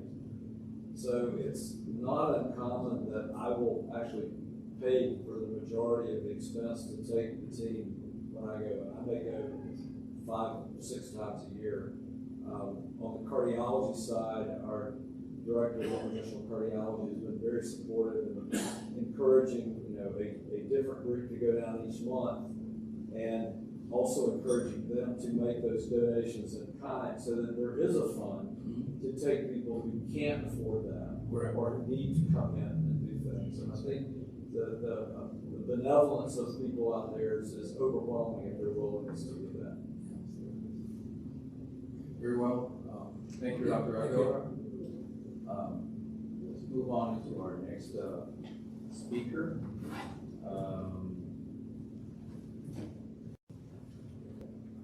Next speaker is going to be Dr. Izi Obokhare from Robotic, Texas Tech Health Science Center. He will be talking to us about giving back, how to get involved in global surgery as a surgical trainee.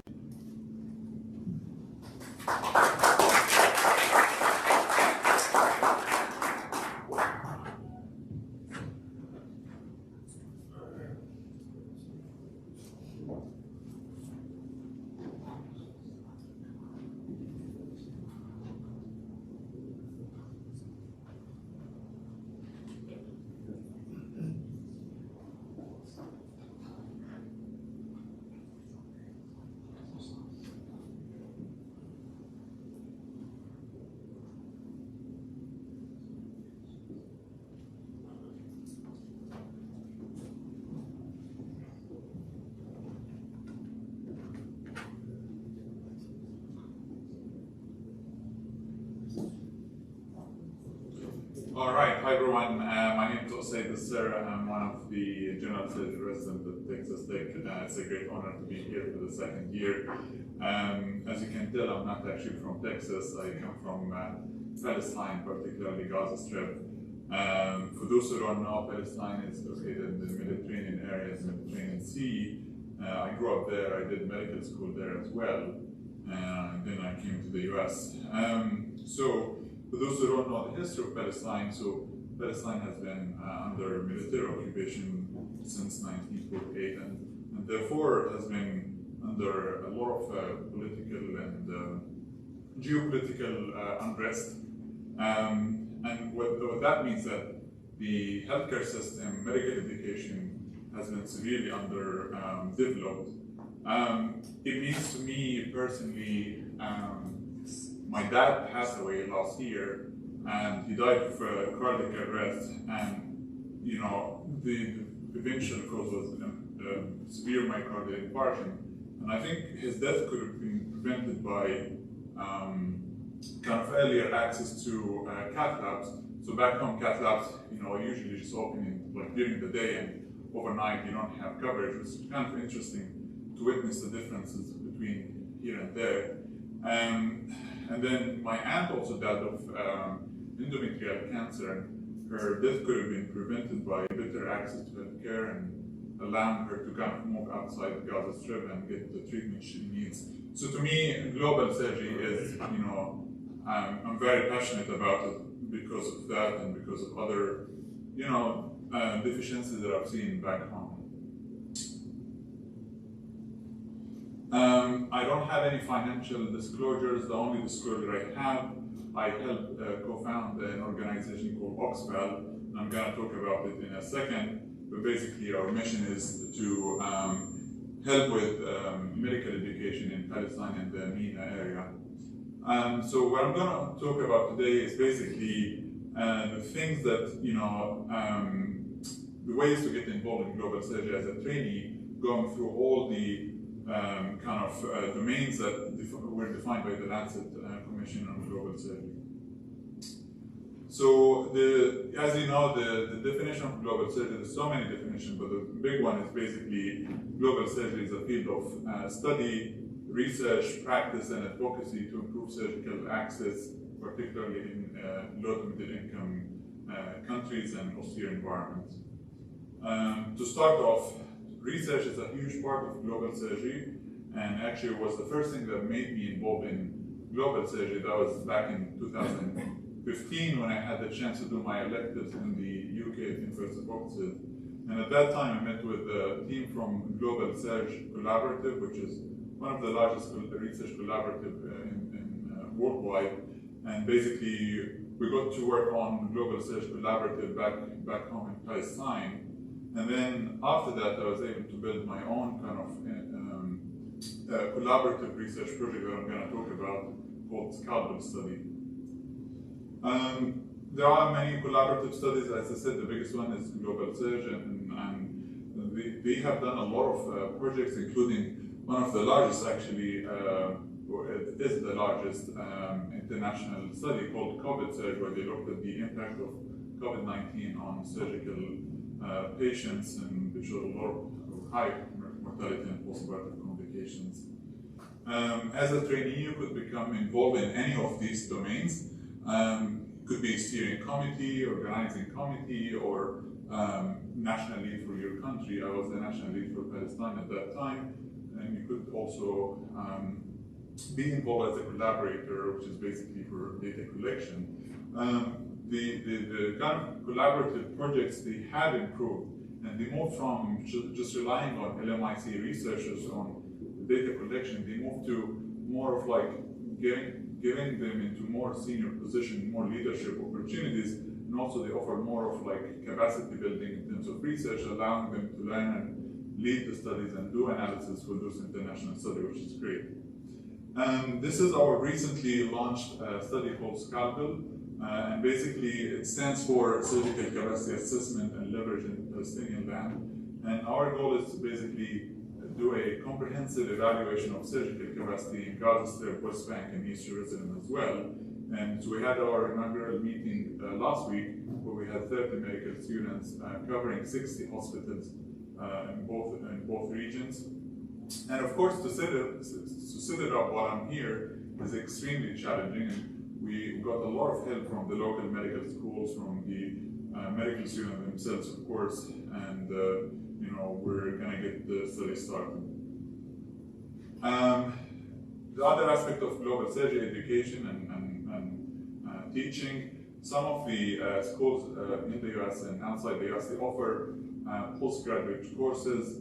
One of them at Oxford University, they offer a 5-day course on global surgery. They go through all the spectrum of global surgery. They also offer a master's degree, PhD as well. The other school that does that is King's College in London. There are other schools in the US and also in Canada as well. So as a trainee, you could also build your own organization. So one of the projects that I've been working on, or one of the organizations that I helped establish, as I said, is OXPAL, which stands for Oxford Palestine Link. And this is basically an online platform where we offer medical education and capacity building as well. So what we do is basically help medical students and some trainees as well with mentorship, teaching, research, and career development. This is our first online research fellowship, and the concept of online research fellowship is basically to offer research kind of teaching from the basically like research methodology, statistical analysis, manuscript writing, and all of that, and then the medical students who benefit from that, we had a pilot group where we had one-to-one mentorship with researchers from high-income countries like the US and the UK when they worked on projects and they got their manuscript published.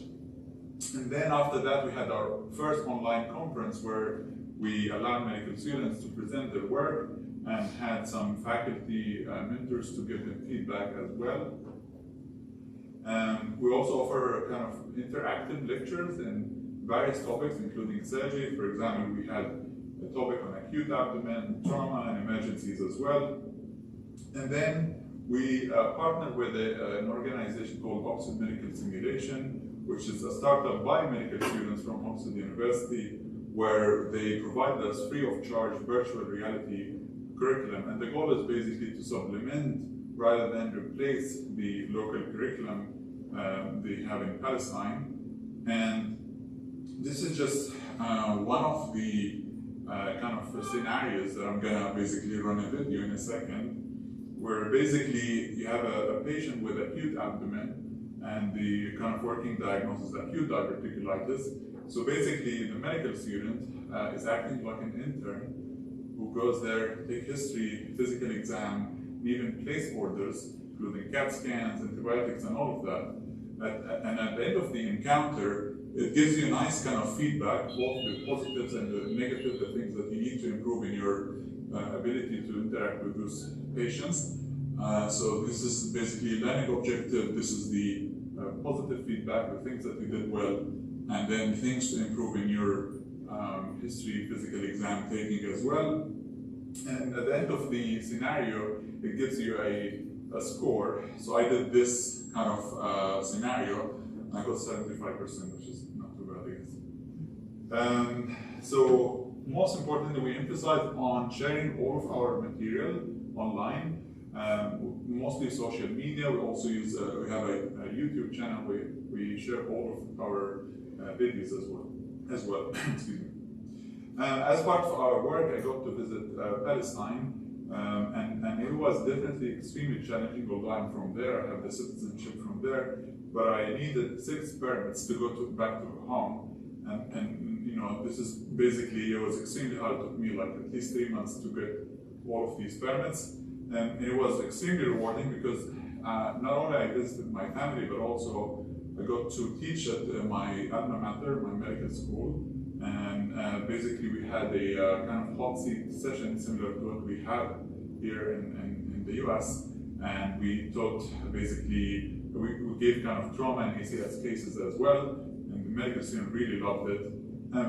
You know, to me, now in the US, it's you feel it's kind of, you know, where it's nothing. I mean, we do that all the time. Or for example, teaching ATLFs, I mean, everybody gets the ATLFs, but honestly, you only kind of know and you know, kind of appreciate the impact of that you make only after you visit, because you see the way kind of students interact and the way they kind of appreciate that. While here in the US, you know, we take it for granted, but honestly, everybody needs it for sure. And moving to the other spectrum, global surgery, clinical practice. So if you are lucky to match in one of these programs, they offer a global surgery track. The biggest one is actually at Baylor, where they have a dedicated global surgery track for their residents, and it could involve clinical, it could involve research, advocacy, or even ethics. They have a special track for ethics as well. And then the other school that offers that for fellows is UCSF as well. Of course, with COVID, things got, you know, a lot of these programs were on hold, but now they're back on track. And this is one of the studies by Dr. Madani, who was not here with us, where they basically sent a survey to the program that participated in a global surgery fair that was done at the ACS Clinical Congress. And basically, they showed that there's at least 17 programs that they have global surgery track as well. Finally, advocacy, which is an important aspect of global surgery. To me, advocacy means simply speaking up, and in surgery particularly, it includes calling for change in policies to address gaps in surgical care. Some of the resources that I found particularly helpful is the Incision, which is the largest medical student network who are interested in global surgery, and as well as G4 Alliance, where they provide a virtual toolkit to kind of advocate for the specific global surgery issue and how to interact with governments and stakeholders. Another example of advocacy is using social media. So this is the G4 Alliance with Incision as well, where they called the UN General Assembly back in 2020 to invest more in surgical system strengthening and capacity building in LMIC. And then another topic, of course, using social media and Twitter particularly, I think correcting new colonial terms like, you know, third world countries and developing countries, etc., that we sometimes don't know what that deeply means, is important. This is one of the articles that was published in BMJ, where they kind of define or kind of argue that these terms should not be used. And in fact, what we should use is LMIC. And the reason is, for example, third world country, from my reading and from this article, the way they talked about it, the definition came from the Cold War, when they basically defined first world countries that were with the NATO, second world country were against the NATO, and then everybody else said third. So it's deeply new colonial terms that we should try to avoid as much as we can. Finally, this is some resources to learn more about global surgery, especially for trainees. This is from the ACS, basically a guideline for residents on how to become involved in global surgery and how to basically respect the local kind of setting and to kind of be within the ethical guidelines as well. And this is another nice article from Baylor where they provide ethical principles of being involved as a resident in global surgery. My last slide, this is Harvard Paul Farmer Global Surgery Fellowship. For those who are interested, you could become involved as a fellow for 6 months or a year, work on research, mostly research projects as well. And I'm going to end my talk with an excellent quote by the late Dr. Farmer at Harvard, who made significant contribution in the field of global surgery and basically trying to make global surgery a distinct field and make it no longer a neglected subchild of global health. Thank you so much, and I'm happy to take any questions.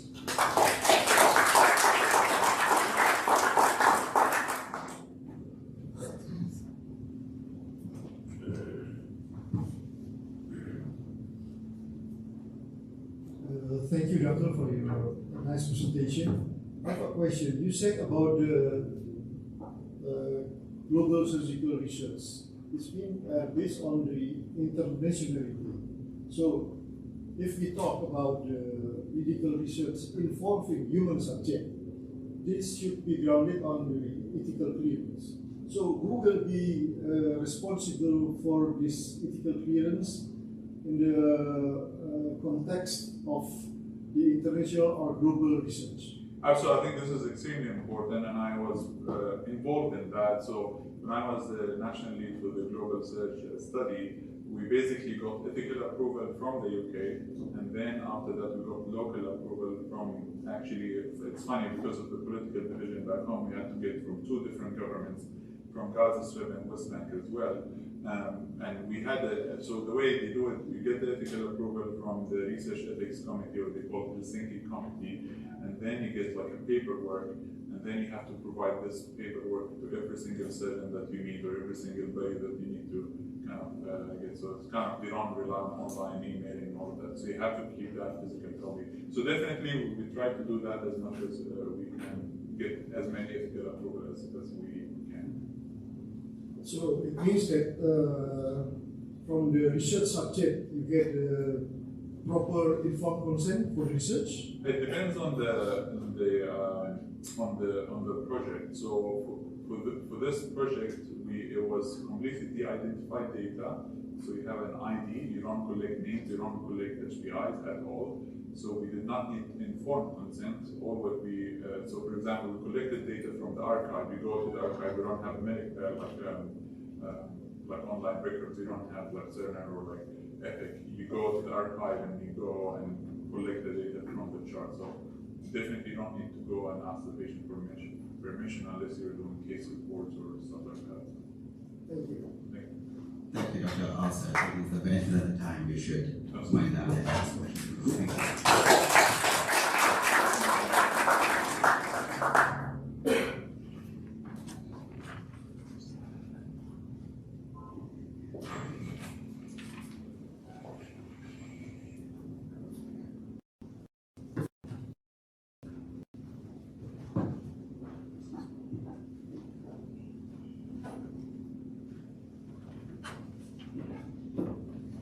Excellent session. Thank you for all the speakers who participated.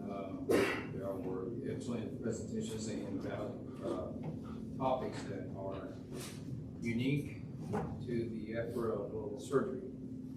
We're going to be moving into our next session, which is our annual ethics forum, and also the Crotti lecture. The speaker that we have chosen as the recipient of this year's Crotti Award for distinguished service to the profession of surgery is worthy of being among our distinguished speakers today. I would like to introduce to you, to the audience, an excellent physician, surgeon, leader, friend, and human being, Dr. Ronald Stewart. Dr. Ronald Stewart has an MD degree in a surgery training at the UT's Health Science Center in San Antonio. Since his training, he went on to do a trauma and critical care fellowship at the University of Tennessee in Memphis. Then he turned to San Antonio to become the director of the trauma services. Since then, he has shown excellent leadership at different levels during his career. Just to name a few, in 1996, he was board chair of the Southwest Texas Regional Advisory Council for Trauma. In that same year, he was selected the Faculty Award Member of the Year at his institution. He was awarded the Bronze Quill Award for his participation in the Shattered Dreams Dead program, which was an advocacy program to prevent drinking and driving as a means to end all dreams. He was also appointed in the year 2000 by Governor Bush to be part of the Governor's Emergency Medical Services and Trauma Advisory Council.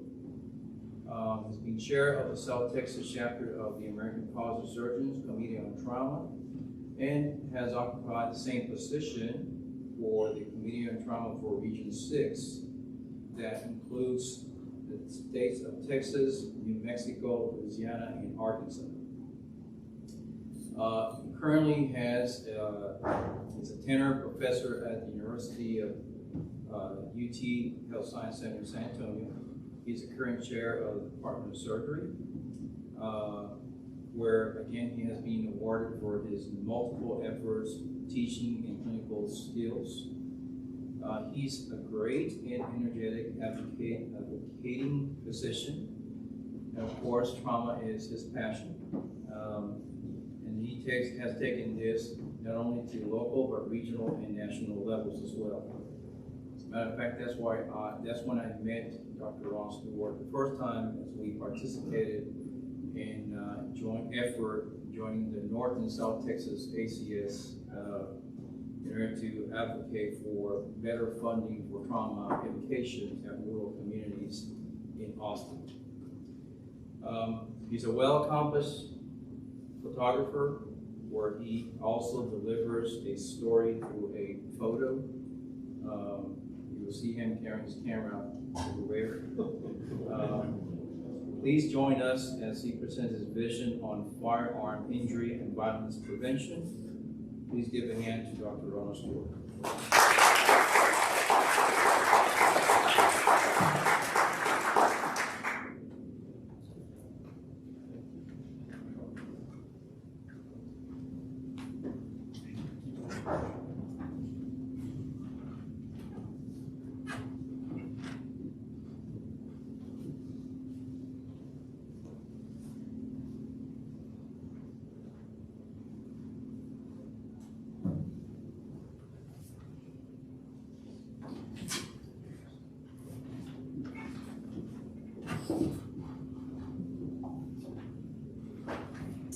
Thank you, President, and thank you.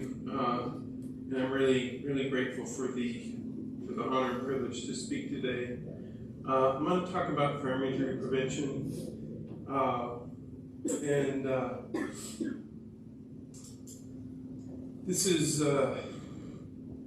this topic. I have no disclosures, no financial disclosures. For disclosure, I'm a firearm owner. I know where I sit. We've surveyed surgeons extensively, but I don't really consider myself a gun person. But no financial disclosures. So thank you very much to all you do for the folks in this room, for the college, for all you do. It's true, I will have my camera. I'm kind of fond of these collages. If you're not in here, you probably will be by the end of this meeting. But I'm really grateful for the entire House of Medicine and Surgery that we've worked together over the past 10 years through really a group focused from the American College of Surgeons Committee on Trauma to make a difference with respect to reducing unnecessary death and suffering. And so I'm really, really grateful for all the support. I have presented this topic, and I think I've talked to more people on both quote sides. I'm going to describe what those sides are through this talk. I've presented this in Manhattan. I presented it in Little Rock, Arkansas. I presented it in Odessa, Texas. And I presented it in Providence, Rhode Island. I presented it in Northern California. And I presented it in East Texas. I'm going to start with a personal perspective. It is very personal, I'll say. And then I'm going to give a quick overview of the past century. I'm going to talk about the magnitude of the health and social impact. I'm just going to try to show the data for that. And I'm really going to focus on a common narrative. I'll describe what that is, and I'm going to ask for our leadership and advocacy. I think everyone probably in the room realizes that this topic is challenging, it's complex, it's multifaceted, and I don't know what you've noticed, but in the US, it's a little polarized. Just a little. So I'm going to start for how do we see the world today? How do we see it today? Well, I'll just say the world is not as good as it could be or as it should be. But from a health point of view, it's significantly better now than it's ever been in almost every human health measure. Not every human health measure, but almost every one. I don't have time to kind of go through all of that, but I'm going to sort of tell the story. This is my grandmother. She was born in 1908, which Dr. Crotti, who this lecture is named for, was the first U.S. section president, the second president of the ICS. He was really an early innovator for cancer care, and really was an early innovator for what became cancer centers, what came to be known as cancer centers. He moved to the U.S. in 1908, when my grandmother, about the time my grandmother was born. That's my grandmother with my youngest daughter about 20 years ago. So at the time of my grandmother's birth, which is a long time ago for young people in the room, but not that long ago, at the time she was born, life expectancy was what it had been throughout recorded human history, which is between 30 and 40 years. And so now it's upwards of 72 years. Took a dip with respect to the pandemic, but significantly better.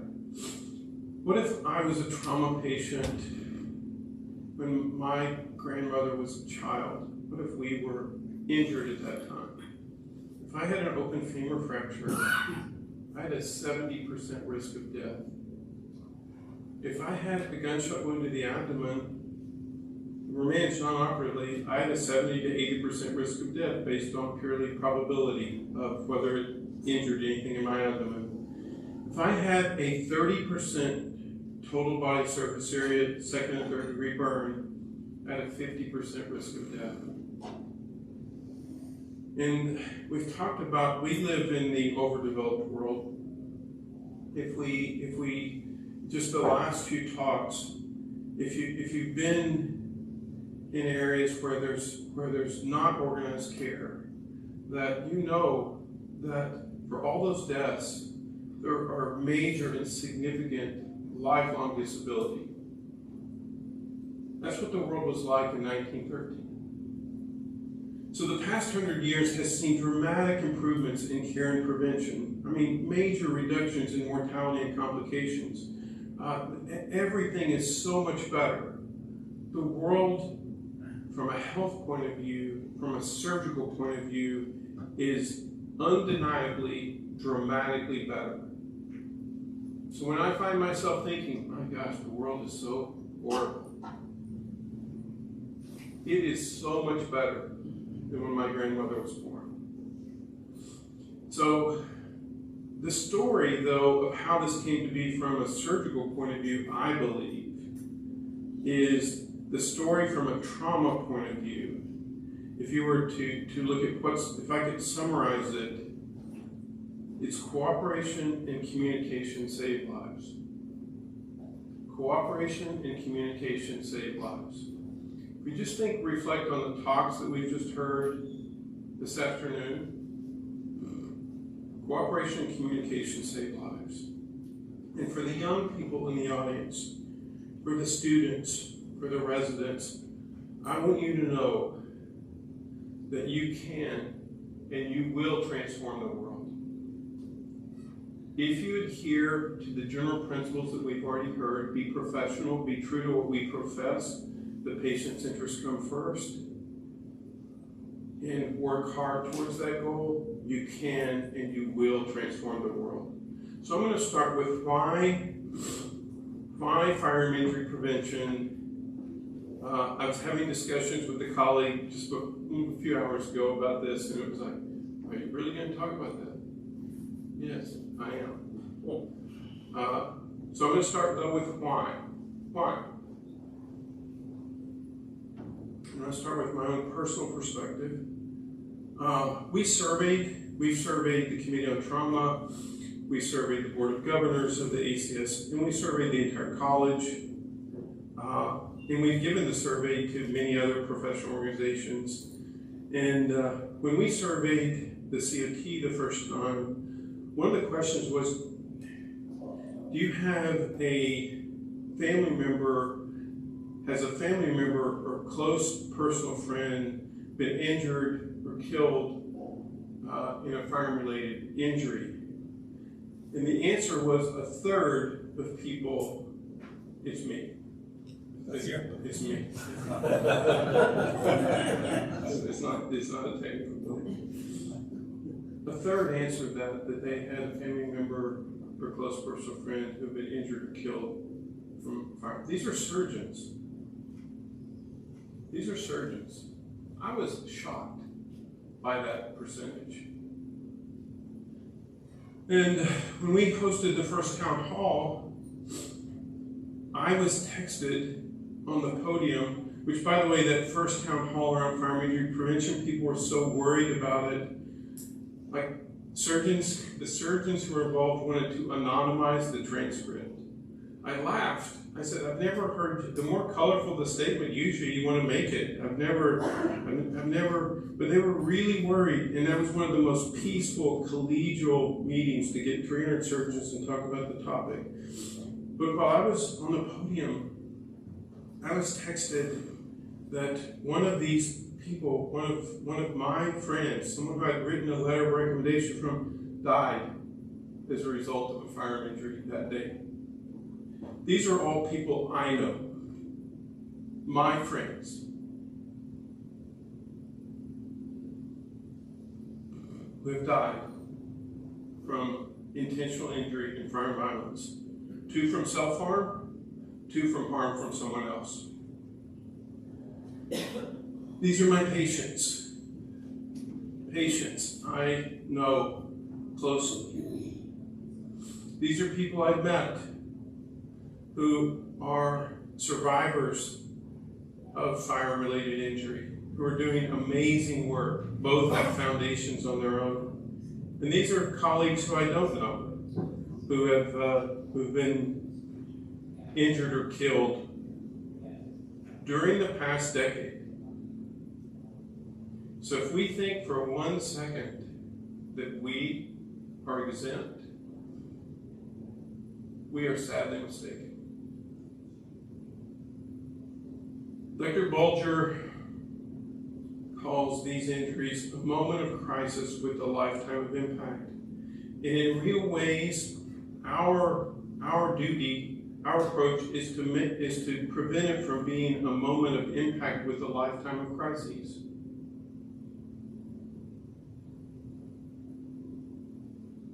This is my pager, my cell phone. It's a screenshot from my cell phone, May 24th, 2022.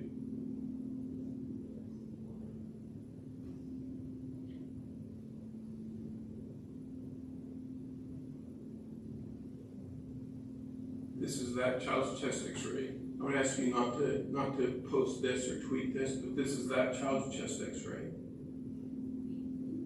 This is that child's CAT scan. You know what that means.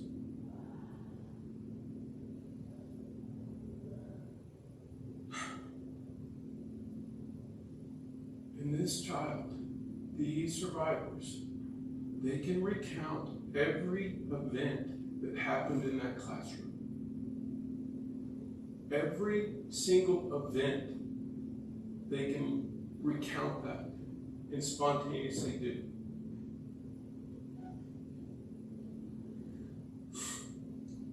This is her with one of her blood donors. To get a patient through that takes literally hundreds of healthcare professionals putting everything they have into it, sacrificing, working so hard. It takes hundreds of people doing that and putting everything they have into it. All I'm trying to say with this talk is that we must do the same thing with prevention. Treatment is not enough. The mortality from Sutherland Springs and from the Uvalde school shootings, two teams that our teams here cared for, that our teams cared for all those patients, was about 58%. We have to prevent these. So what are the data? Let's just move on to data. What are the data with respect to intentional injury, all mechanisms? When we first started working on this topic, we sort of realized many people, trauma surgeons, many surgeons didn't have a good understanding of what the actual data were. Well, intentional injury, all mechanisms, so that's all ways we humans harm ourselves or harm someone else. There's 71,166 people died in the US in 2020. That's 195 deaths every day. About 65% were self-harm. About half those are fire-related. 35% were assault-related. Of those, about almost 80% were fire-related. And 1% were a result of legal intervention. So if you look at all that, the total number of intentional injury, death, intentional violence, or 62% are fire-related. And the burden of the disease is much greater than the deaths alone. I'm gonna describe that in greater detail. The deaths, to me, this death toll is incredible, and I don't mean that in a good way. But the burden is much greater than the death. So fire-related deaths, 2020, latest year available, 45,000. That's 124 people a day. 54% were self-harm, 43% were harmed to someone else, 1% result of legal intervention, about 1% unintentional, and 1% unknown. If you look at the trends over time, from the time when I was in college till now, you can see that the greatest burden of death is in adults. Suicides being the most common mechanism, or intention, and homicide being second. And you can see, though, the worrisome trend of homicides and suicides over the past decade. And you can see that it's hard to see because children have a lot lower prevalence of death where there's concern. You can see all these have gone up over the past 10 years. What about from the time when my mom was in high school? The blue is motor vehicle related death, and red is firearms. You can see extremely impressive improvement in motor vehicle crash death rate over that time.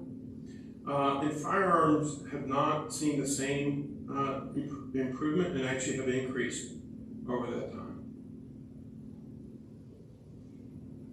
And this is children, U.S. children and adolescents, ages 1 to 19. This is data that was first in the New England Journal by Dr. Cunningham in that picture. But 2020 was the year that firearm-related injury became the #1 cause of death of U.S. children and adolescents. Not the #1 injury cause of death. The #1 cause of death in the United States is firearm-related. Mass shootings since the UT Austin Tower shooting in 1966 have increased in frequency and numbers of deaths. And they're in Texas. Texas leads the nation in mass shootings. This is an international college. And if you look at interpersonal fire-related death in the Americas, not just the United States, but from Canada to the tip of South America to Tierra del Fuego. These are country interpersonal fire-related death rates over that time. The U.S. sits somewhere like right in here. And so it's not true when people say this is a uniquely American problem. It's a unique problem of the Americas, I'm about to show. This is the rest of countries in the world, same scale. So if we superimpose those, the Americas and the Caribbean are in red, and the rest of the world's in blue. I don't think anybody really understands why this epidemiologic feature exists.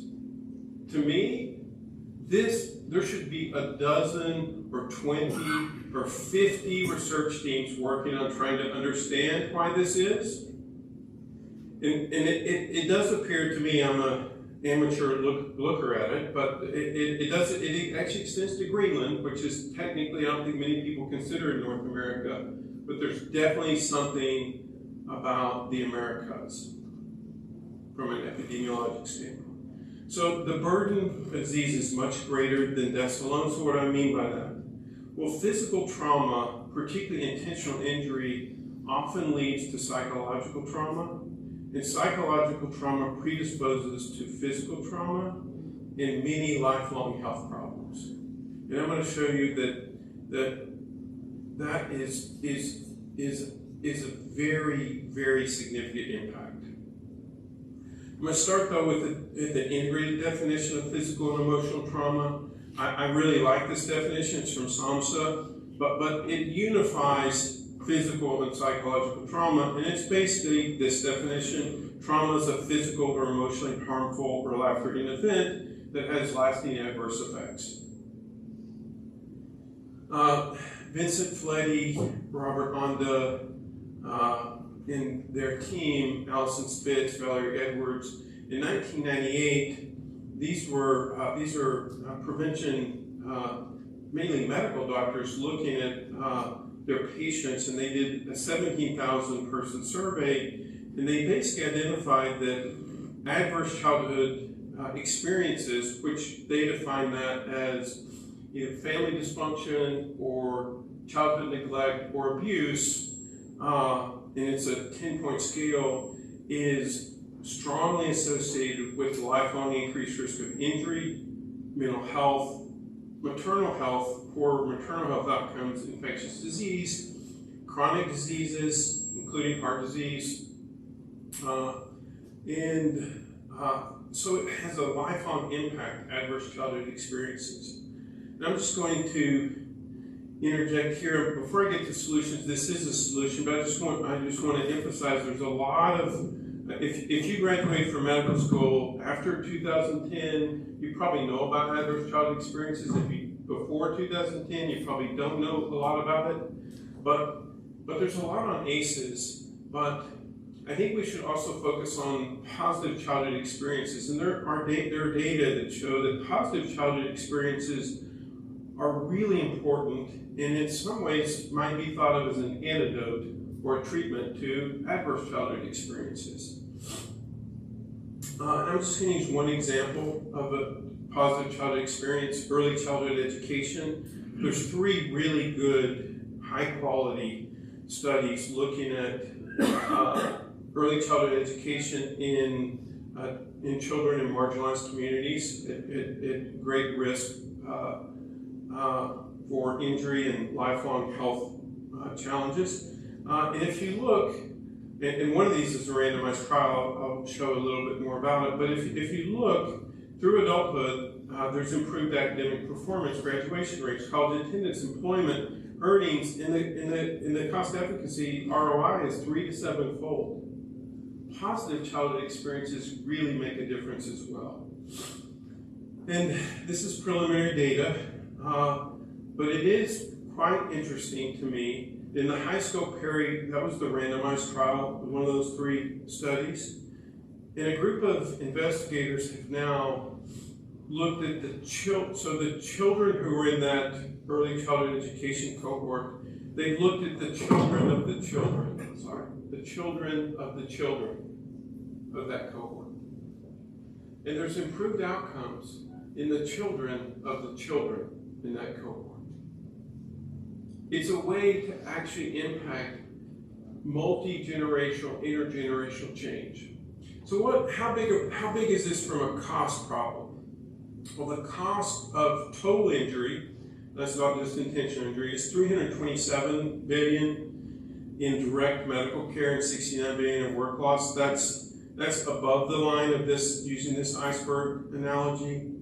But below the line, there's 3.8 trillion value in statistical life and quality of life. And this cost is really large because injury impacts both the young and the old.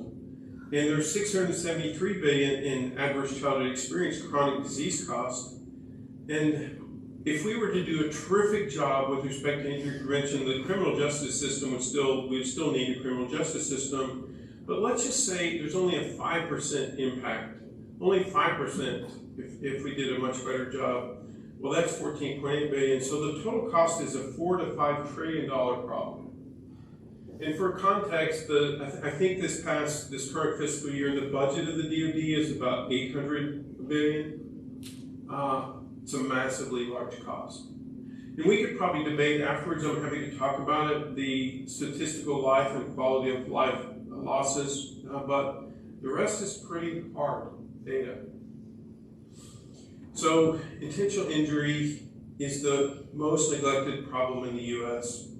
It's a really big problem with both children and adults, and the burden of disease is much, much greater than the deaths alone. So why? We have a really big why for this.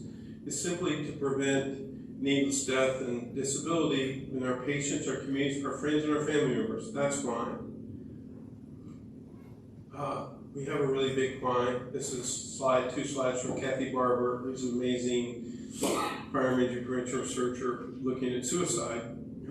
And she points out to me, to us, okay, yes, Ronnie, you have a really big why. Really important. Why? But how really matters. And what I've learned, what we've learned in this space is how really matters. How you do it really matters. So how is very important. So the COT's guiding principles, these have held up amazingly well. These 3 principles. Address firearm injury prevention as a medical and public health problem, not a political problem. Search for evidence-based violence intervention programs and try to implement those in our trauma centers and make ourselves a forum for civil, collegial, professional dialogue centered on what's the right thing to do for our patients and avoid polarization. Avoid forums and outlets that have polarization. So how do we do that? Well, philosophy, we all have philosophy. Philosophers impact the world, and we have stories and facts. The philosophy for for this way of approach is a professional model, which I could, you can just tell from the presentation already, is we commit ourselves to the service of humanity and we place the needs of the patient above those of the doctor, and we'll do the best we can to use those tools based on science as best we understand it at the time. It's the philosophy. This also is the philosophy of the ACS firearm injury prevention, is to move from charity to equity. This is the amazing Thea James. Dr. James is an emergency physician at Boston University Medical Center. And a simple statement from her for this philosophy is we could make dramatic progress if we simply committed to caring for all children as our children. All children as our children. That's the philosophy of this. So what are the stories that we Americans tell ourselves? We tell ourselves two conflicting stories. This comes across loud and clear in surveys of surgeons. Two conflicting stories. And I'm going to talk about these. One I call the fireman freedom narrative, and one the fireman violence narrative. We'll talk more about them. This is not science, but my impression of talking to so many people is I've come to think that maybe some of this is pretty hardwired neurologically. It's pretty hardwired. But I'm going to point out that both halves of our brain are important. Both halves of our brain are important. I know I had a stroke in 2011. I'm not going to get into that, but don't want you to feel bad. It was one of the most positive, not the most positive, one of the most positive experiences in my life. But I can assure you, having one half of your brain not working is not ideal. And some of you in this room are, well, the corpus callosum has a function, and some of you in this room can function as a corpus callosum to build bridges across these hardwired differences. And we should not, this is a pop-up from the Southern Springs, at the Southern Springs Church, a pop-up memorial.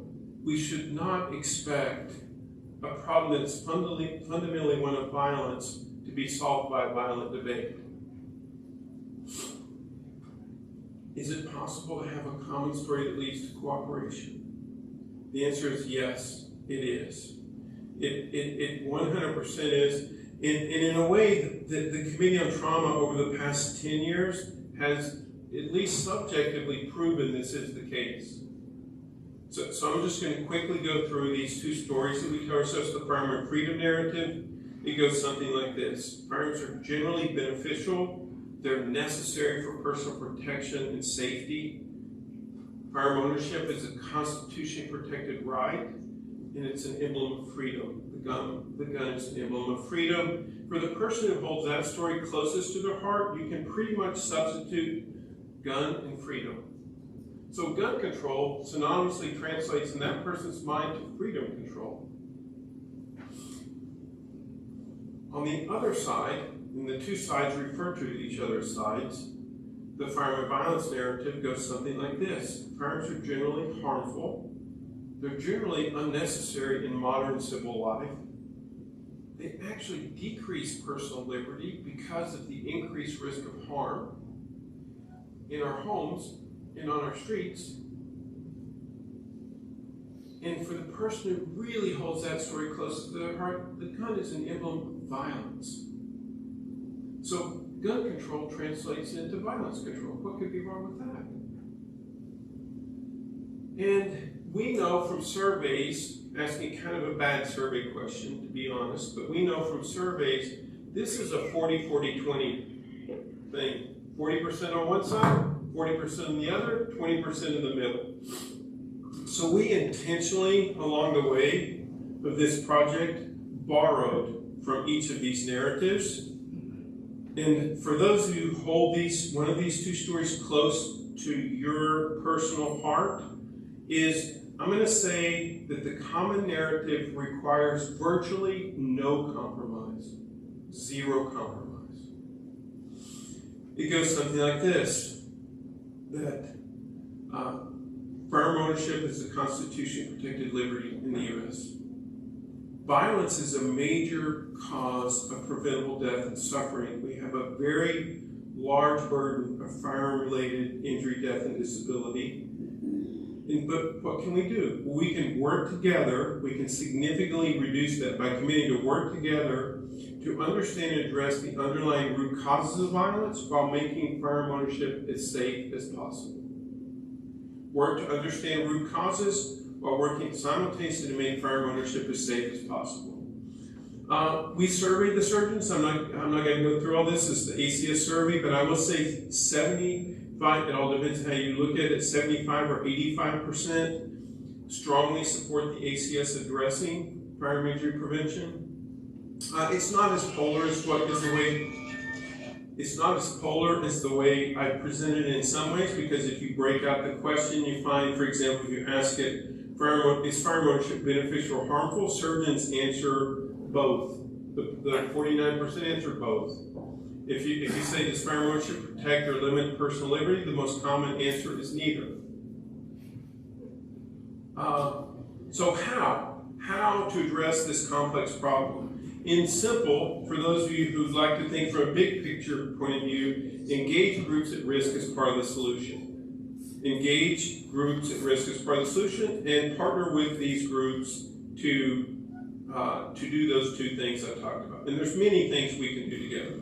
So the first group to engage is firearm owners. Engage firearm owners as part of the solution. So we put together work groups who've met and continue to meet with respect to this. And this is the firearm strategy team, 22 people, 18 of them, firearm ownership is a part of their identity in many ways. They're true gun people. And their recommendations, I'm not going to go through them all, but this is open access. It's available for everyone. I think their recommendations are all actionable. And they made these recommendations, a list of them, that, and I'm biased because I was an author on this paper, but this came from the gun owners themselves. It's all broken down by principle, recommendations, and rationale, so it's easy to figure out what they were thinking. What about root causes? What about root causes? Well, I think if we went anywhere in the world where there's poverty, economic and educational poverty, and there's inequity, and there's poor health outcomes, and death is all around us, we would find that there is structural violence. There is structural violence. What is seems rational to the hopeless person is very different to the hopeful person. And so the iSafe work group was tasked with addressing root causes, and they basically made 4 recommendations. The first is implement trauma-informed care in all of our trauma centers, invest in communities, not from government, but from health system investments, and do community and hospital-based violence intervention and advocate for these programs. This is Mr. Benny Price. Benny's here in San Antonio. I work with Benny. Benny leads a faith-based, not-for-profit violence intervention program. He's an amazing person. And I asked Mr. Price, I asked him, Benny, how do you make the transformation from violence to peace? And he said so thoughtfully, he said so carefully, he said, Dr. Stewart, I've thought so much about this, I've prayed about it, I've thought about it. It's the environment, Dr. Stewart. He said, I can take you as a peaceful person to a place where I'm pretty certain you will become violent. I can take a violent person from a place where they're violent and they will be way less violent and maybe totally non-violent. We can address the environment. It is doable. It is not impossible at all. So, moving towards the end, this is the most neglected health problem in the U.S., and it really demands our advocacy. It demands our advocacy. So this is John Gumeo, John Armstrong, and Julie Coleman. This is them. So what are the characteristics of effective advocates? they're committed, they're willing to challenge the status quo, they're willing to endure challenge, hardships, risk, and sacrifice, and they have a desire not to fight with others, but to work with others to build coalitions big enough to affect change.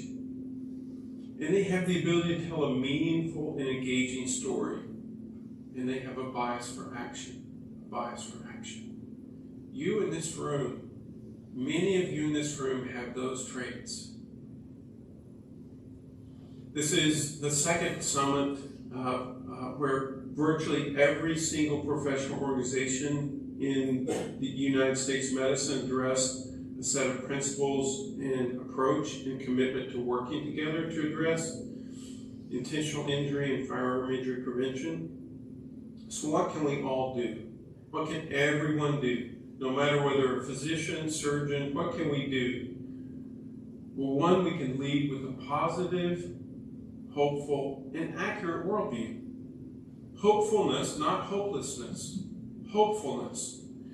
We can all promote positive childhood experiences with the special focus on those children at greatest risk. We can implement trauma-informed care practices in our hospitals and our teams. We can engage our communities, communities at risk, our friends and neighbors by teaching the ACS. I mean, this is a plug for Stop the Bleed, but it's a great engagement tool. That's not what it's for, but it's a great tool. Start the discussion of working together. Friends helping friends approach. The young people in the back of the room, they grew up with friends don't let friends drive drunk. I didn't grow up with that. That wasn't a common thing. But if we take a friends helping friends approach, we can make a difference. And the common narrative really does work. And we need bipartisan action. We must move towards the common narrative and bipartisan action. And we can advocate for those policies that I say in the Fast Work Group made. So there's great partnership opportunities. We can partner with our patients, our communities to do those things. We can, we have, we need to partner with firearm owners. And I know this is counterintuitive, but for surgeons, give to the ACS PAC. They give to both sides, and they actually influence policy. It's not like giving to one side. You can actually influence policy. So we've seen major improvements over the past 100 years, but our advocacy is critical. We must not be complacent. And we have to address intentional injury with the same effort and commitment we've made to unintentional injury. Cooperation and communication do save lives. And your leadership, our leadership skills are critical to reducing death and disability in your region. Thank you.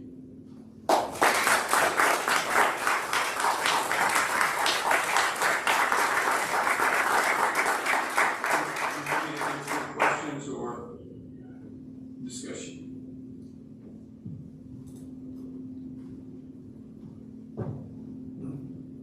Thank you, Doctor, for your very informative presentation. It's not a question, but it's a short comment. I think the only way and very simple, very easy solution is to stop free trading of firearms. That's it. To stop what? To stop the free trading of firearms. Thank you. So, Dr. Stewart, thank you for that thought-provoking talk, lecture. What was the hardest thing when you worked on the committee on, firearm prevention? Because you had people from both sides of the aisle. Yeah. Well, I think in the beginning, this is what Deb Cools said. Dr. Deb Cools, many of you know Dr. Cools. She's a trauma surgeon in Las Vegas. She was the chair of the Injury Prevention Committee in 2008. Yeah. And she came to me and she said, Ronnie, this topic is radioactive. We can't even talk about it in our committee. We can't actually even discuss it. And I said,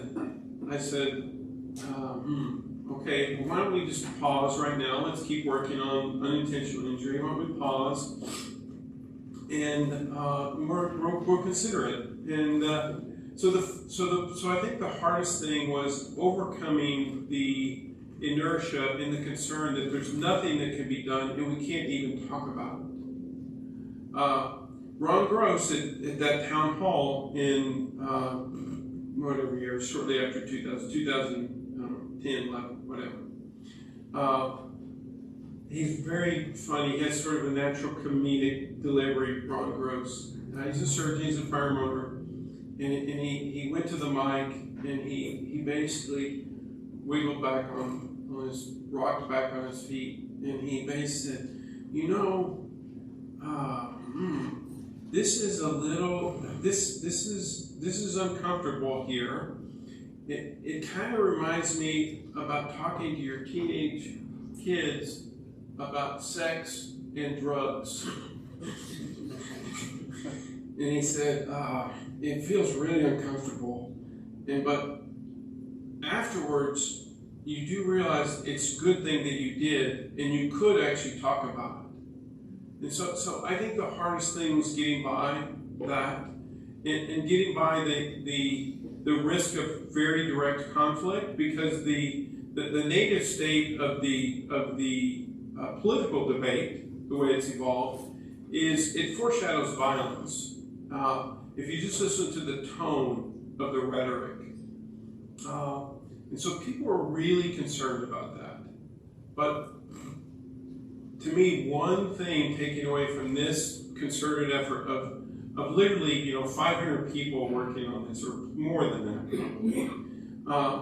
is that actually, if we adhere to tell ourselves a story that actually is accurate, that borrows from both of the sides,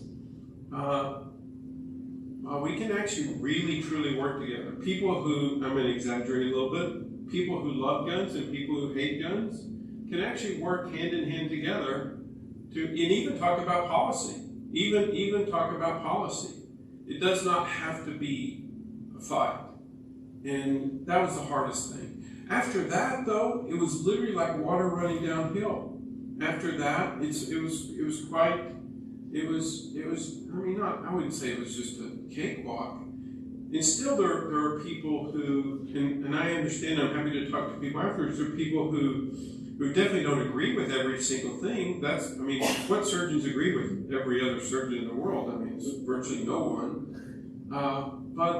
But actually people, what that means to me is Americans can actually really work together across the divide if they focus on reducing unnecessary death and disability. That, by the way, was the one thing when we talked to all the different groups, because we met with the Brady campaign, every town, the National Rifle Association, we went to the NRA, we met with the board of the NRA and maintained ties with them.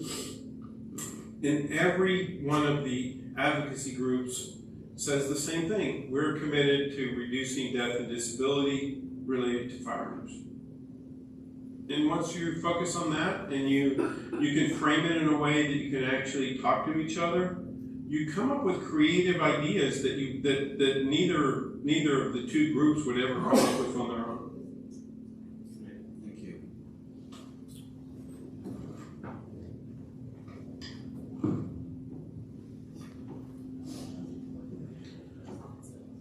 Thank you for the lecture. I appreciate it that we are talking about this. We are practicing in South Kansas, okay, and we are involved in the community with the children, trying to, like you say, try to say to the community and the parents and the schools to transform and make the mind of the children positive, okay, like you are trying to do. But we encounter a lot of things against when the minority, the people, try to support the left side, let's put it, the left side of the agenda. And it's very hard to us to work with the children that the parents wants to do something positive, but the school is not even speak up. And we are having a hard time to understand what is the way to do it. We're not involved in the politics in it, because we know that the politics make a lot of difference in this. But we know if we can transform this positivity and the children, it will modify a lot of these injuries that we have.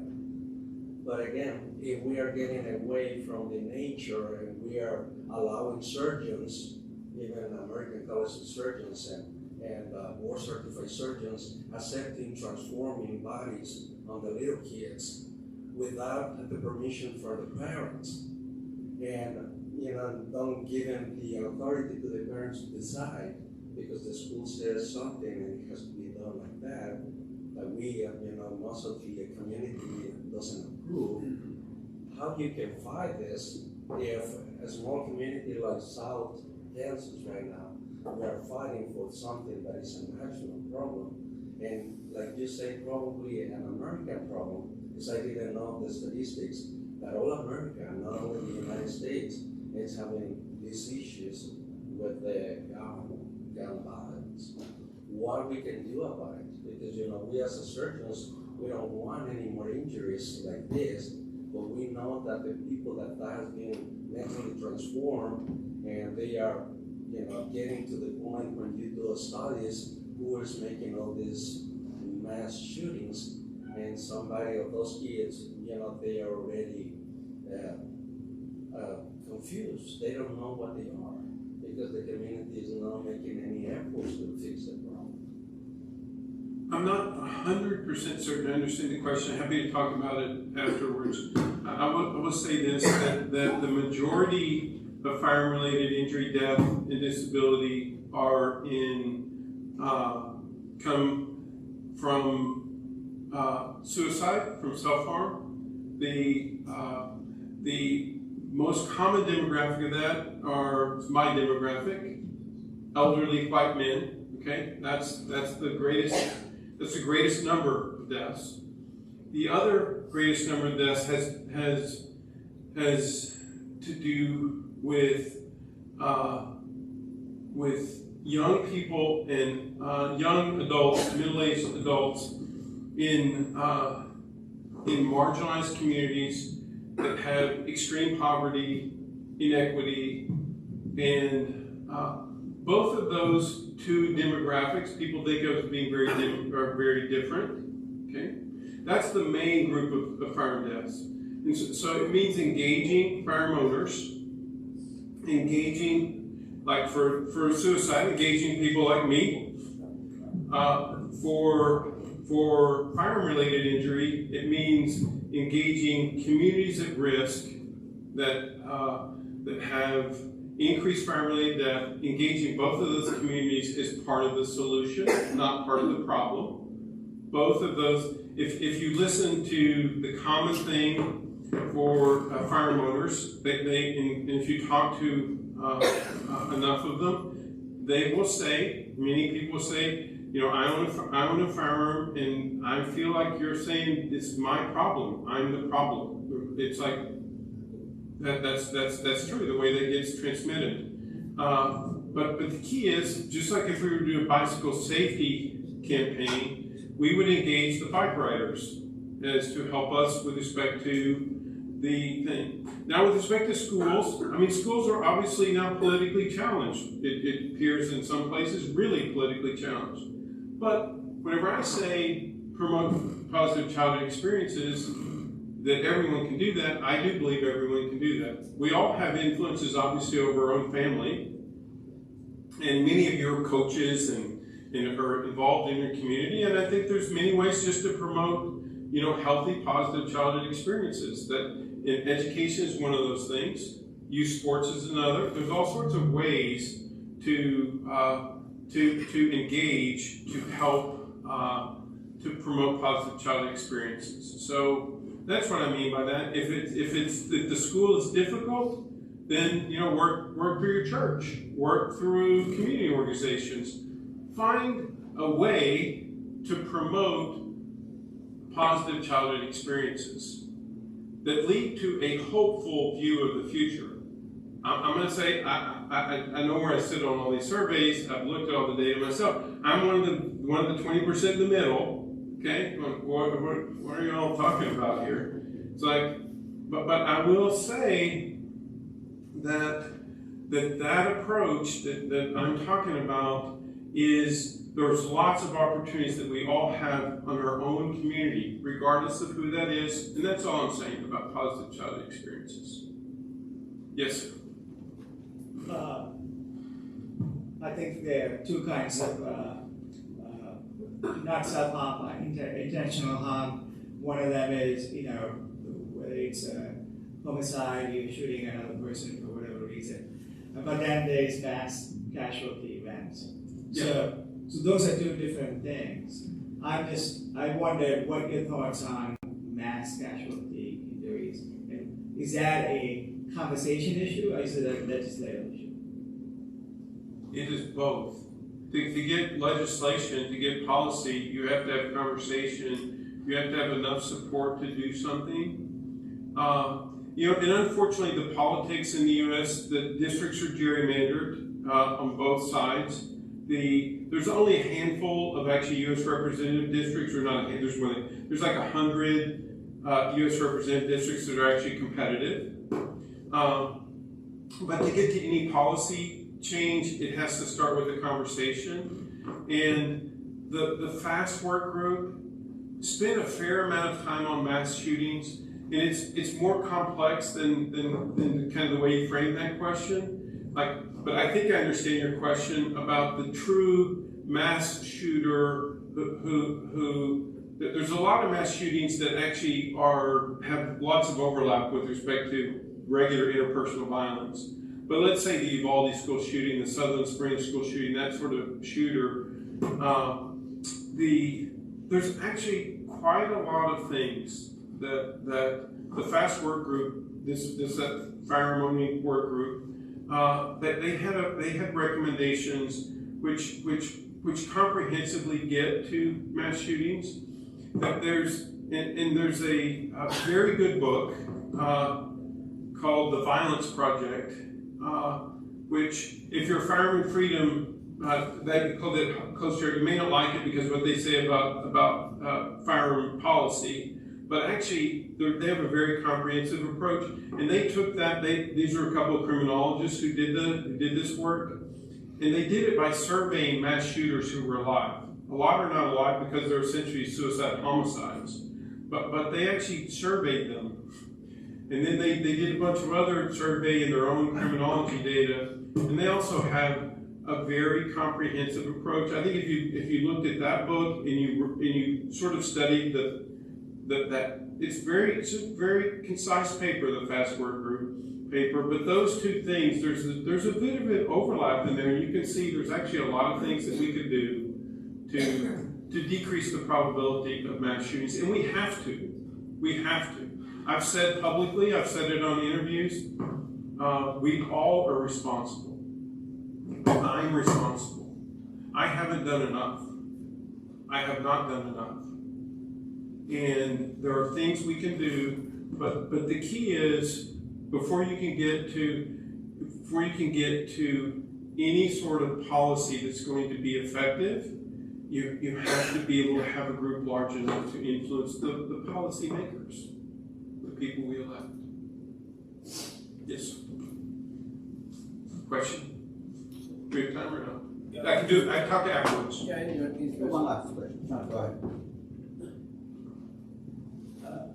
Can you limit the age of buying biogun before 30?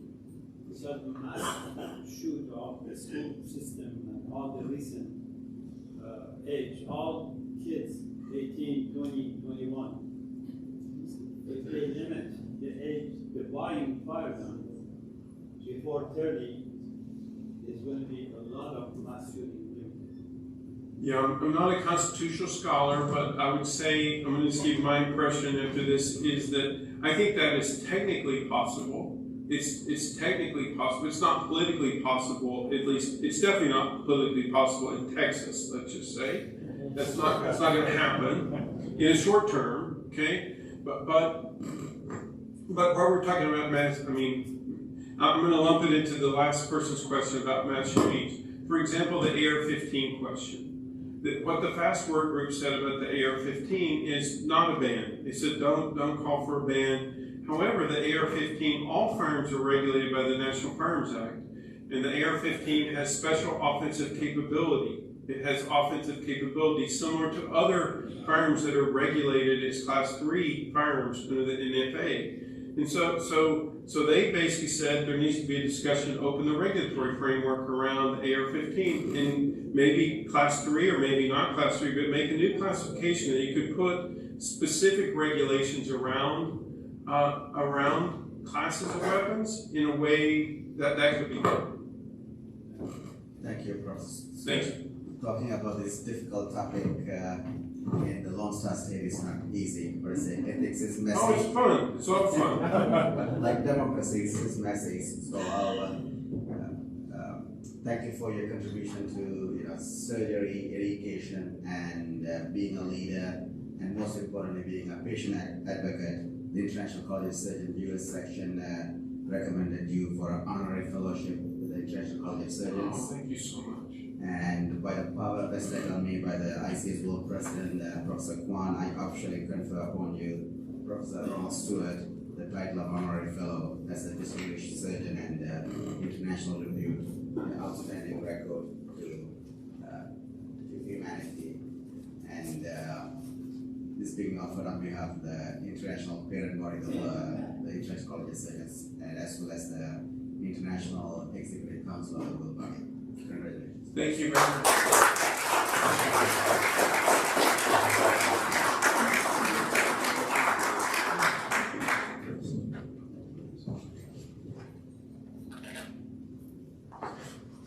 Someplace we can actually get Be a picture? Yeah.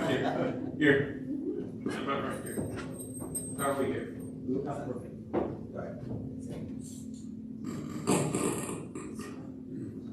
Okay, one camera at a time, so tell us which one. One, just do both take. We're going to you first. Okay, we're going to you now. Thank you. One more certificate.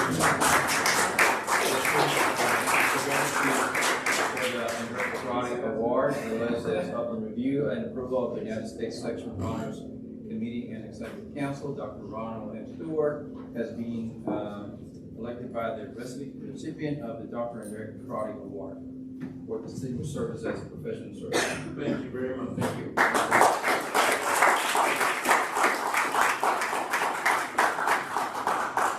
I'm also happy to continue this discussion in the thing tonight or tomorrow, all good, okay?